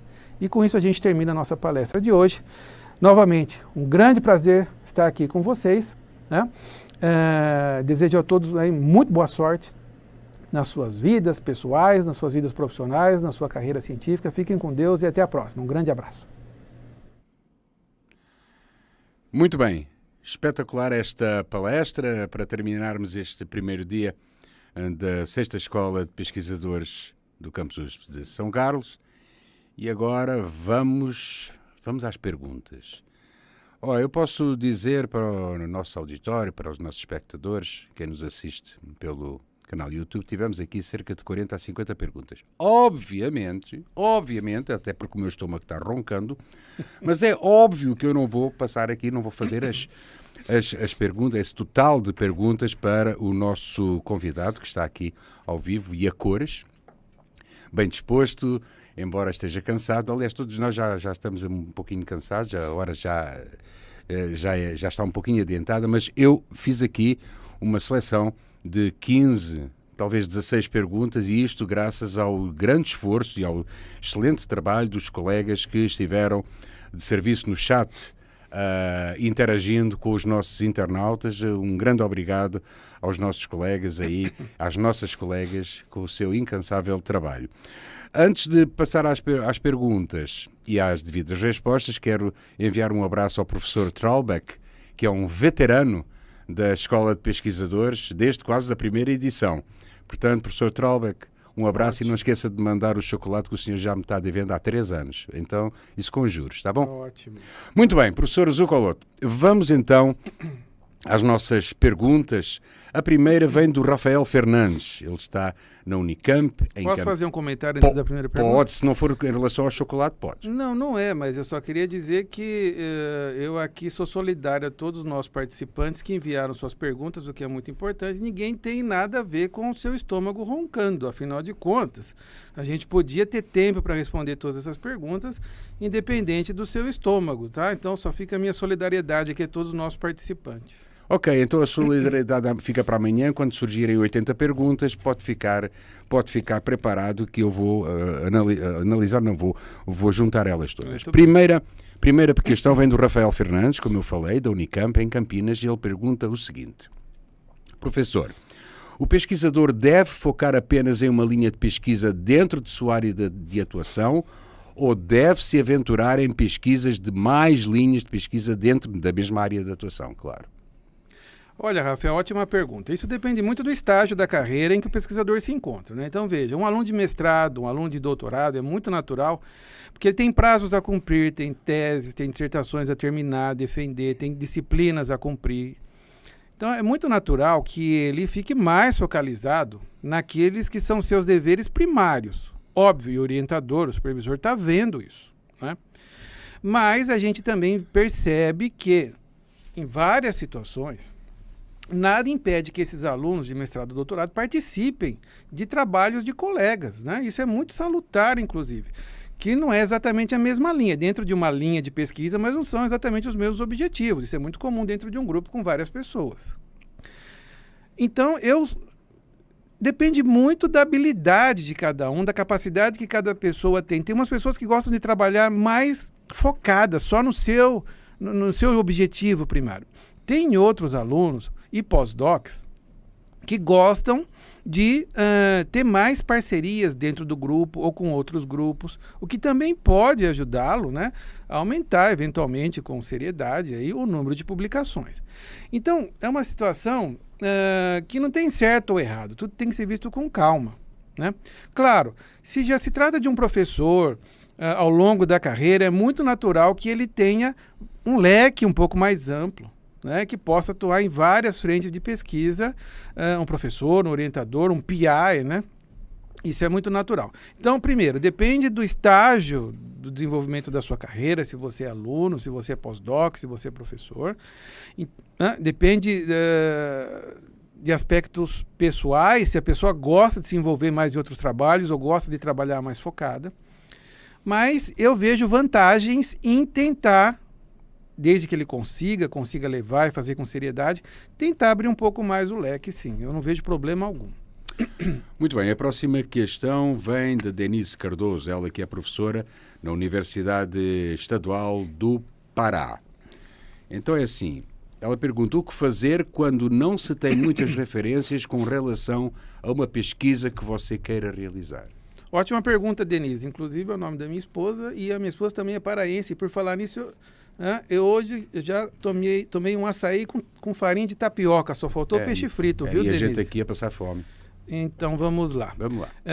Quando não se tem muita referência, eu não sei qual a sua área de atuação, Denise, quando não se tem muita referência, a primeira impressão que dá é que pode ser um aspecto bom, porque a gente busca novidades, certo? Ninguém vai trabalhar em assuntos que já estão aí muito bem esclarecidos, estabelecidos. Então, nessa nossa busca por novidades, desculpa, por inovação, às vezes, se a gente tenha a capacidade, se a gente tem a sorte, digamos, de ter uma boa ideia inédita, alguma coisa disruptiva, é natural que a gente encontre pouca literatura ou nenhuma sobre essa ideia específica, né?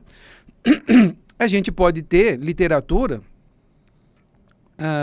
satélite, relacionadas com essa nossa ideia, mas não necessariamente aquela específica. Na verdade, é isso que a gente busca, viu, Denise? Então, quando você tem uma ideia de uma coisa nova, é muito natural que não tenha nada na literatura, senão seria novo, tá?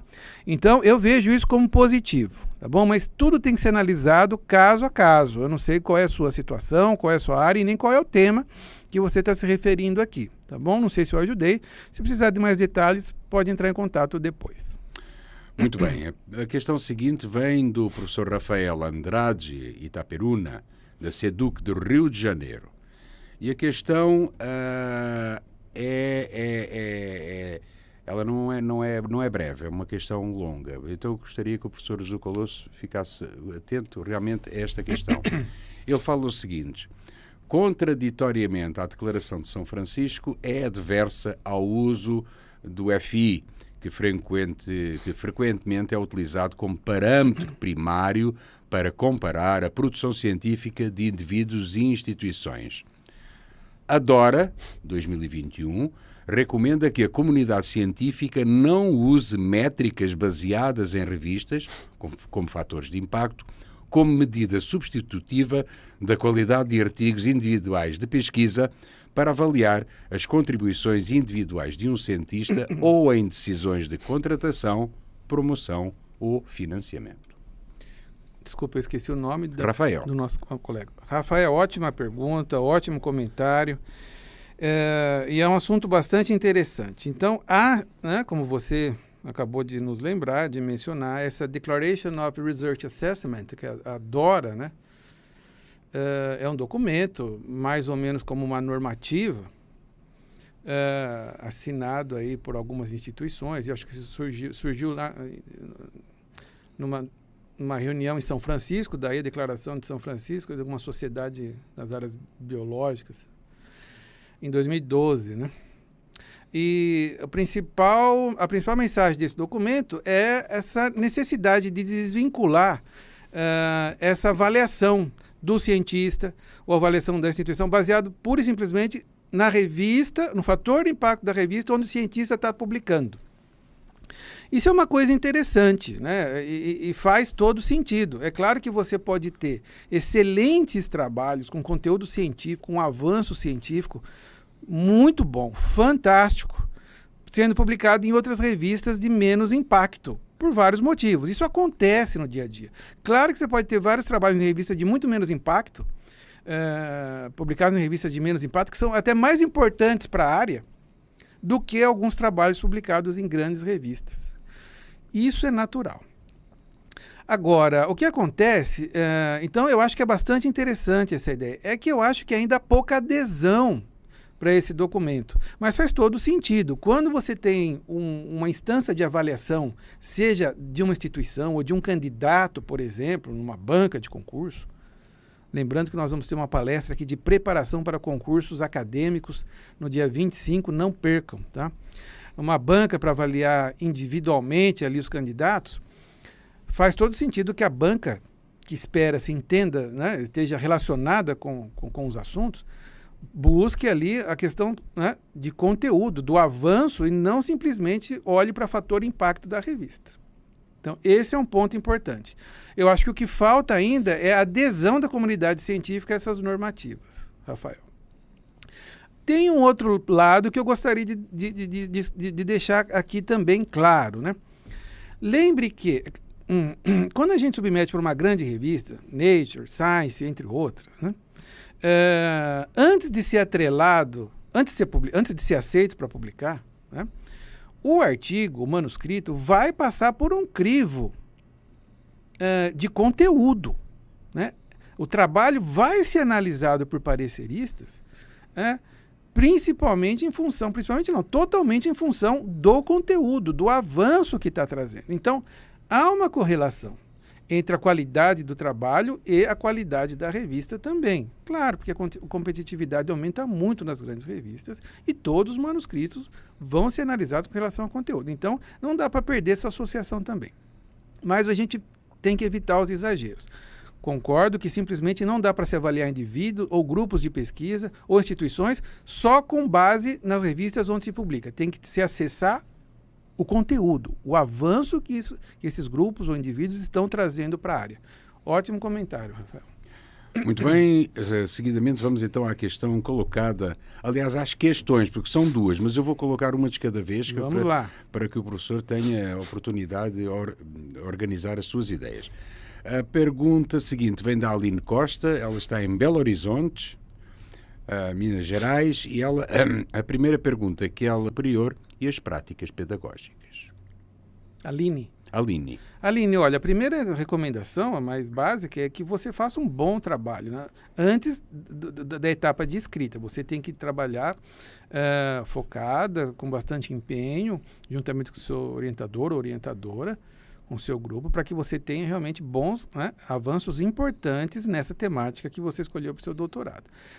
Com relação à escrita da tese, eu acho que vale a pena não deixar tudo para o final. Você pode começar a escrever a sua tese bem antes dos prazos, capítulos por capítulos, né? Tem capítulos aí que não dependem diretamente dos seus resultados. Você pode começar com a parte de revisão da literatura, selecionar os tópicos que você vai colocar nessa parte, começar a selecionar os artigos a serem citados, colocar isso no papel, né? Isso pode até vir antes, né, de você fechar todos os resultados que vão compor a sua tese.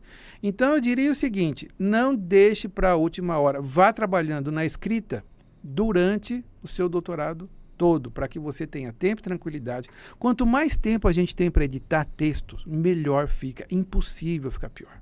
Tá? Bom, impossível não. Às vezes a gente pode conseguir coisas fantásticas, dependendo da pessoa, pode deixar pior.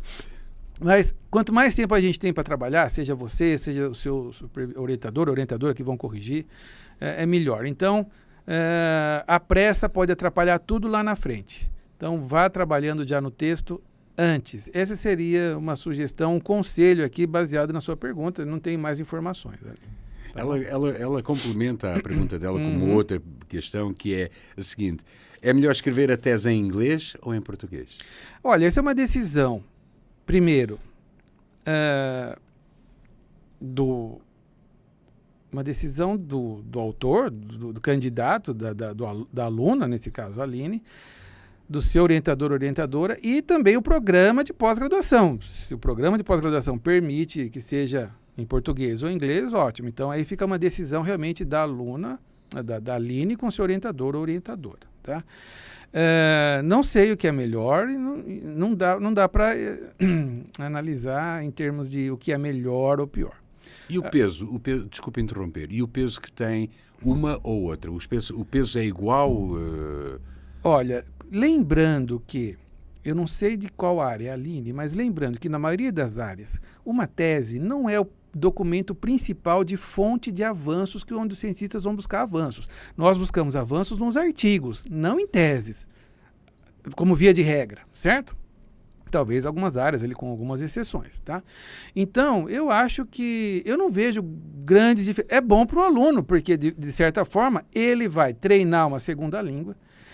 O texto já fica muito mais próximo do texto que eventualmente vá para um artigo científico. Pode ser mais rápido esse processo de escrita do artigo, porque já tem uma certa discussão. Já tem uma discussão na tese, analisada, em inglês. Então, pode facilitar muito a escrita de artigos relacionados à tese. Então, eu acho que, de certa forma, é vantajoso. Eu prefiro. Se for o caso, eu prefiro. Muito bem. A questão seguinte é colocada pela Elisângela Domingos Vaz, ela que está em Tupã, ela é da Unesp aqui, pertinho, em São Paulo. E ela pergunta, professor, se puder comentar sobre a dificuldade que temos em publicar as revisões sistemáticas, não são todas as revistas que aceitam. Elisângela, realmente, a publicação de revisões sistemáticas depende também da área, não só da questão de revista. Há áreas onde é mais comum, mais frequentes, há áreas onde são menos frequentes as revisões sistemáticas. Revisão sistemática é uma uma estratégia muito importante, né? Que te ajuda a direcionar o seu método científico, a direcionar suas linhas de pesquisa. Eu acho que é interessante, tem um valor ali para quem está fazendo essas revisões sistemáticas. A publicação disso, quer dizer, né? Mas aí, né, a publicação disso, como você falou, depende das revistas. Se as revistas, por algum motivo, por decisão editorial, não publicam revisões sistemáticas, ora, não há o que fazer. Tá? É bom, se você tem interesse nessa publicação, busque revistas que aceitam. Tá? Não tem realmente o que fazer. Eu acho que são muito interessantes essas estratégias. Muito bem, a seguir temos o professor Rafael Andrade, que pergunta o seguinte: é normal periódicos convidarem o parecerista sem o mesmo ter o cadastro? Não? Muito normal, né? Muito normal.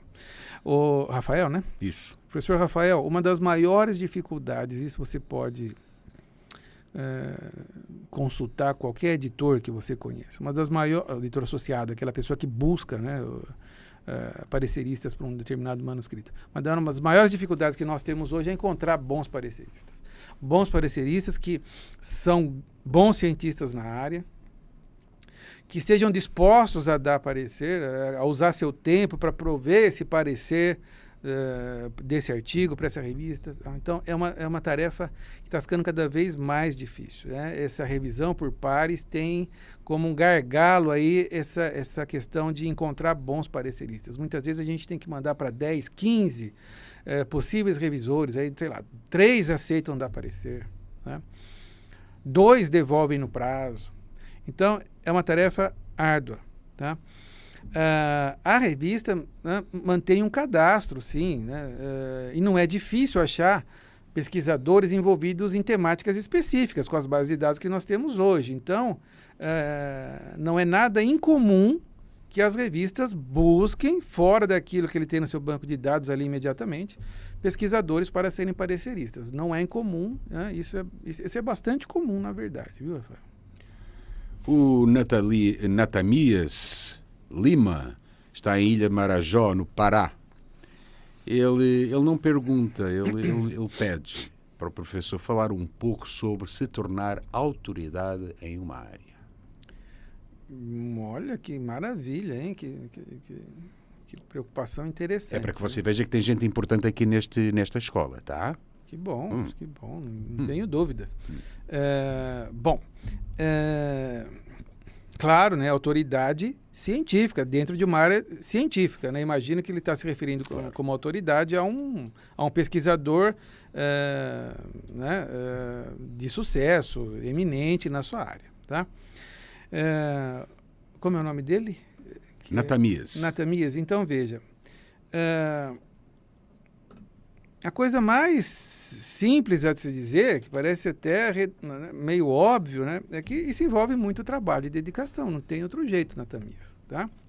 Leva tempo, certo? Então, leva tempo, um processo de formação do cientista no seu doutoramento, do pesquisador, pós-doc, conseguir uma posição numa universidade, em instituto de pesquisa, nuclear seu grupo, começar. A independência é um aspecto muito importante. Independência não significa se isolar de outros pesquisadores, mas mostrar que você nucleia um grupo, um grupo de pesquisa com uma temática específica. E é tempo, Natamias. É tempo, leva tempo, né? Esforço. esforço para que você consiga bons resultados, se traduzam em bons avanços para a sua área, boas publicações. Você vai colher os louros disso em breve, sem dúvida alguma. É só trabalhar sério, com honestidade e com muito esforço. Tenho certeza que esse reconhecimento vem em algum momento. Tá? Mas não há um segredo. É muito trabalho mesmo e o tempo que que é natural para esses casos, para essas situações. Vamos à pergunta seguinte, que é colocada pela Edileuza do Prado, ela que é da FEA, USP. E ela coloca assim: não seria melhor usar procedimentos metodológicos ao invés de somente metodologia? Eu acho que ela está se referindo ao título da seção do artigo. Se for isso, depende muito da área, né?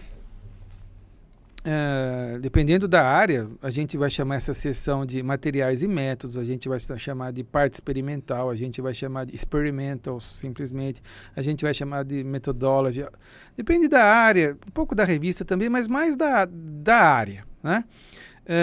Agora, o que é mais adequado ou não sei, eu acho que é uma questão mais de tradição da área. Se eu entendi bem sua pergunta, eu acho que é isso, viu? Muito bem. O Rafael Figueiredo fez um comentário aqui muito legal. Vamos lá. Um professor me disse uma vez: o título é o que faz alguém clicar no artigo e chamar a atenção. Então, abuse da palavra-chave e até rasgue um pouco de seda para o seu lado. Concordo que o título é a primeira motivação para o clique, sem dúvida alguma. É o primeiro contato do leitor com o artigo, sem dúvida alguma. Palavras-chave, não tem como ter título sem palavras-chave, a gente acabou de ver, né? Título tem que ser palavras-chave, com clareza. Agora, essa questão de rasgação de seda tem que olhar com muita calma. Primeiro, o título tem que ser claro e conciso. Se essa rasgação de seda couber no artigo, tudo bem. A princípio, tudo bem, couber no título, né? Mas pode ser que tenha uma coisa mais interessante do que a rasgação de seda, que, aliás, rasgação de seda é um termo muito aberto, amplo, eu não sei o que a gente quer se dizer, o que você quer se referir, Rafael. Mas não pense em rasgação de seda. É muito mais interessante trazer o resultado, o grande avanço no título. Isso sim, né, como a gente tem visto nas grandes revistas, é um fator de atração, de atenção muito importante. Então eu iria por esse lado. Não vamos pensar em rasgação de seda. Vamos trazer o grande avanço já no título. Com certeza você vai ter o impacto que você espera. Desde que você tenha um grande avanço para ser reportado. Né? Aliás, se me permite, por favor, se me permite um comentário, isso é simultâneo e é extensível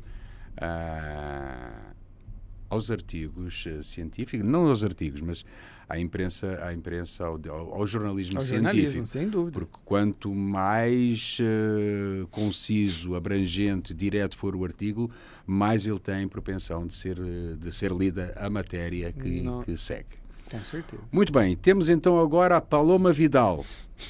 E a pergunta é: essa estratégia de colocar o resultado no título vale para teses também? Paloma, né? Paloma. Ótima pergunta, Paloma. Na tese, uma tese... Olha, em algumas situações pode servir, sim, pode ser muito interessante.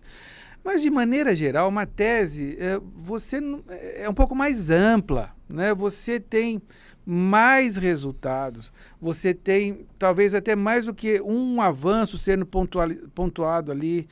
É diferente de um artigo regular, onde você pontua, você tem ali uma coisa específica a ser reportada e tal. Pode, em algumas situações, eu acho que até pode cair muito bem, mas tem que ver caso a caso. Tá? Certo. Por exemplo, a gente tem teses, dependendo da área, nas minhas áreas é muito comum. Tese ali com 3 sub-áreas, né, 3 subtópicos ou 2 subtópicos dentro da tese. Relacionados, obviamente, mas um capítulo trata de uma coisa, outro capítulo trata de outra, né? Então, nesses casos, pode ficar um pouco mais difícil, né? Mas em algumas situações pode sim, tem que ser analisado com calma. Mas isso não é uma preocupação, é mais importante que a gente se preocupar no artigo. Na tese, não sei se vai causar muita diferença, tá bom?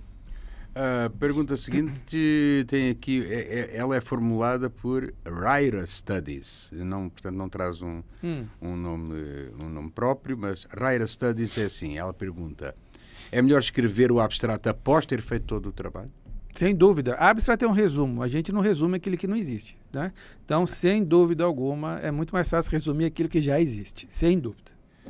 A seguinte pergunta vem Os nossos cursos completos, inclusive, a gente aborda muito bem essa questão de sequenciamento, sugestões, né? De sequência, de escrita, por onde eu começo e tal, né? Depois que a gente faz um raio-x em termos de informações, o que deve ter cada uma das sessões, a gente vai para essa parte de sequências. Muito bem, que a pergunta seguinte vem da Maísa Miranda, ela que é nutricionista. E ela coloca o seguinte: tenho uma dúvida sobre como iniciar a discussão, o primeiro parágrafo. Vejo os artigos colocando um resumo dos principais achados, ou o objetivo do trabalho, ou os diferenciais do estudo. Eu não sei se a Maísa está se referindo ao primeiro parágrafo da introdução, que é o que me parece, mas ela falou de discussão, né? Mas o que ela está colocando aí não cabe bem nas discussões, lá na seção de resultados de discussão. Se for o primeiro parágrafo da introdução, Maísa, se for esse o caso, não. Introdução tem uma estrutura muito... da mesma maneira que a gente acabou de ver esse modelo de estrutura para um abstract, né? Para a introdução, isso se aplica também, não esse modelo. Há uma certa estrutura que é até relativamente bem preservada. Uma introdução completa, ela deveria trazer uma seção de contextualização, background, uma seção de gap, mostrando os problemas, as limitações. Uma seção de estado da arte. Uma seção não, né? Uma parte de estado da arte. E o último parágrafo, a última parte de uma boa seção de introdução, vai trazer o propósito do artigo, aquele que era o objetivo do projeto. Essa é uma estrutura básica de uma sessão de introdução. Pode ter variações de revista para revista, de área para área, lógico, né? Então, veja, se você está se referindo à sessão de introdução, a gente começa falando, né, da contextualização da sua área. Qual é a sua área? Qual é a importância da sua área? Por que ela é tão importante? E assim por diante. Depois, quais são os desafios? O que tem de mais novo? Essa é uma boa estrutura. De novo, os nossos cursos, inclusive agora está gratuito, você pode entender tudo isso com mais calma, tá bom? Mas se essa foi a sua pergunta sobre introdução, o primeiro parágrafo é contextualização. Você traz o que é e a importância da sua área. Muito bem. Professor Zucoloto, o Anderson Coimbra, aqui da Federal de São Carlos, pergunta: qual é o mais indicado? Colocar resultados com discussão juntos ou deixá-los separados? O que é mais indicado eu não sei. Eu prefiro deixá-los juntos. Agora, depende da revista, né? Como que é o nome dele mesmo? É o Anderson. Anderson. Esse formato, Anderson, geralmente, né, é definido ali pela revista. Tem revistas que solicitam que a gente mande resultados de discussão juntas, e tem revistas que pedem que resultados estejam separados de discussão, como 2 sessões. Então, e pode ter algumas revistas também que aceitam ambos os modelos. Mas, então, você tem que olhar na revista. Tá? Primeira coisa, saber qual modelo, qual formato a revista frequentemente publica com maior frequência. Tá? Agora, eu gosto mais de resultados de discussão juntos. Sem dúvida alguma. Você já apresenta o resultado, discute. Para quem está lendo, tem vantagens, né? Quando a gente apresenta o resultado. E depois, uma outra sessão vai discutir, inevitavelmente você precisa, às vezes, né, voltar para ver a figura novamente, para ver a tabela e tudo mais. Tá bom? Mas há prós e contras aí, né, nos 2 modelos. Mas depende muito mais da revista, viu, Anderson? A Denise Cardoso, ela eu não diria que ela está preocupada, mas ela está curiosa se os slides que foram apresentados na sua palestra vão ser disponibilizados. Não, os slides não, mas a palestra está disponibilizada totalmente. Vai ficar aqui no nosso site, né? O Júnior já vai cuidar de toda essa... Automático, termina, já fica disponível. Está me informando aqui que é automático. Já está disponível. Pode acessar quando você quiser. Então, acho que não há necessidade de slides. A Camila Oliveira pergunta como é que faz para ter acesso aos cursos. É pelo link que eu sugeri aí, né? Né? Que é o zucoescrita.com. É só acessar a plataforma e você tem lá um dos cursos, né? Que é a parte de escrita científica, um curso completo aí. Toda a parte de escrita, de estrutura, de linguagem, editoração, tá? Por esse site que eu falei no final da palestra. O Eduardo Ribeiro pergunta: usar o chat GPT poderia ser um plágio? Não devido ao chat GPT, Sim, mas por ele tirar material de outros artigos? Entendi. Olha, é uma excelente pergunta. Eu não sou especialista em computação nem inteligência artificial, então é muito difícil eu falar qualquer coisa especificamente sobre a plataforma, sobre a inteligência artificial, sobre o chat GPT. Pelo que eu entendi dos meus colegas da computação, né, essa ferramenta não é para ficar buscando frases de outros lugares e trazendo para você. Pelo que eu entendi, foi isso. Então, a questão de plágio, né, não sei se é um grande problema, mas como mencionei na palestra, não custa nada, vale muito a pena. Você usou esse recurso, você se beneficiou desse recurso, lembra que tem uma responsabilidade a mais. Não foi você que combinou aquelas palavras. Essas palavras vieram combinadas. Para não ter problema, cautela e canja, né? Caldo de galinha nunca faz mal a ninguém. Use aí depois do texto pronto, ou mais ou menos pronto, use um identificador de plágio, por exemplo. Tá? Você tem alguns aí que são gratuitos, né? Algumas dessas ferramentas, então use, vale a pena, aí você fica muito mais tranquilo, né? É isso que eu teria a dizer. Muito bem. O professor Rafael Andrade pergunta se o chat GPT tem uma base de referência própria. Olha, boa pergunta. Pelo que eu entendi, ele tem, eu não sei qual é o tamanho dessa base, nem a abrangência disso. Mas pelo que eu entendi, ele tem aí até dados até 2021, se não me engano, né? Mas eu não sei te responder essa pergunta. Essa eu vou ficar devendo. Vamos ver se algum especialista em chat GPT possa nos informar por e-mail alguma coisa, a gente repassa para você. Muito bem. Como não chegou nenhuma tablete de chocolate até aqui à minha mesa, vou fazer a última pergunta. Pois não há problema. Que é assim, como é que o cientista pode ser protagonista se ele vai depender de uma inteligência artificial? Quem coloca esta pergunta é o Romário Lins. Romário Lins, ótima pergunta. Inclusive, em respeito ao Rui aqui, em 40 minutos a gente termina com essa resposta. Ave Maria. Então é o seguinte, olha, essa é uma pergunta, inclusive, com base filosófica, né? Veja, eu não tenho a resposta, mas faz todo sentido. Eu acho que ainda a gente está numa fase... Como é o nome dele mesmo? É o Romário. Romário. Eu acho que ainda está numa fase de discussão, de análise desse tipo de questão que você está colocando muito bem aqui e que é muito pertinente. É muito pertinente. Como é que fica, né, a atribuição do crédito, né, para a pessoa, né? Então, tudo isso eu acho que ainda vai ser discutido por especialistas, inclusive por filósofos, por que não? Durante muito tempo ainda, viu, Romário? Então, quer dizer, isso não está fechado. Essa ferramenta começou agora, né? A gente está começando, a gente está vendo o começo de uma fase diferente de interação do homem com a máquina. Em alguns aspectos aqui, a gente está falando especificamente de escrita científica, mas é lógico que o ChatGPT ou outras ferramentas de AI que vão aparecer ou estão aparecendo, é um espectro muito mais amplo, né? Não só a escrita científica, claro, né? Então, acho que essas discussões, essas questões ainda têm que ser muito bem analisadas, discutidas por profissionais específicos, capacitados, e que a gente vai entendendo aí com os próximos meses ou anos, né, como que isso vai ficar. Mas a sua pergunta é muito boa e eu não tenho uma resposta para essa pergunta direta, né? Eu acho que vai levar um tempo para a gente começar a responder esse tipo de indagação, viu, Romário?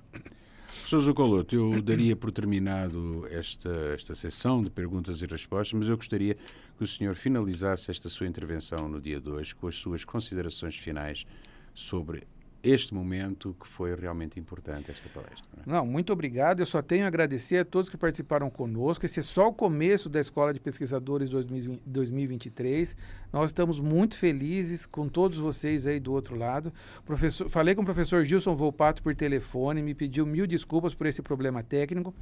Veja, estamos todos sujeitos a problemas técnicos, né? Coisas que fogem do controle. Então, mais rapidamente, o professor Gilson já se comprometeu a fazer essa palestra amanhã às 18h30, contamos com todos vocês. E é um prazer enorme poder interagir novamente com vocês. Nós temos aí cerca de 5.000 participantes, isso é um recorde absoluto no nosso evento. Novamente agradeço a quem está nos bastidores, nossas equipes de bibliotecárias, a nossa organização de informática, toda a parte técnica, o nosso cerimonialista, host aqui, palestrante, e também esfomeado, Rui Sintra. Sempre. Então nós temos nos dedicado bastante para isso, né? Esse pessoal muito mais do que eu, inclusive. Eu só estou aqui fazendo um pouquinho da minha área de especialidades na parte didática de ensino. Então, a minha mensagem hoje, Rui, para a gente terminar esse primeiro dia, é bastante feliz. Nós estamos todos muito contentes com a repercussão da escola, né? E continuem conosco, as palestras são muito interessantes, mas muito mesmo. E essa interação com perguntas, com comentários, é o que dá vida ao evento online. Então, por favor, mantenham-se aí plugados, coloquem seus comentários, perguntas, sugestões. Amanhã a gente traz comida para o Rui para a gente poder ficar mais tempo nas palestras, para responder perguntas. Isso. E conto com vocês aí nesses próximos dias, amanhã e depois, tá bom? Muitíssimo obrigado a todos. Muito obrigado, professor Valteci Zucoloto. Meus amigos, está concluída assim a programação relativa ao primeiro dia desta 6ª Escola de Pesquisadores do Campus USP de São Carlos.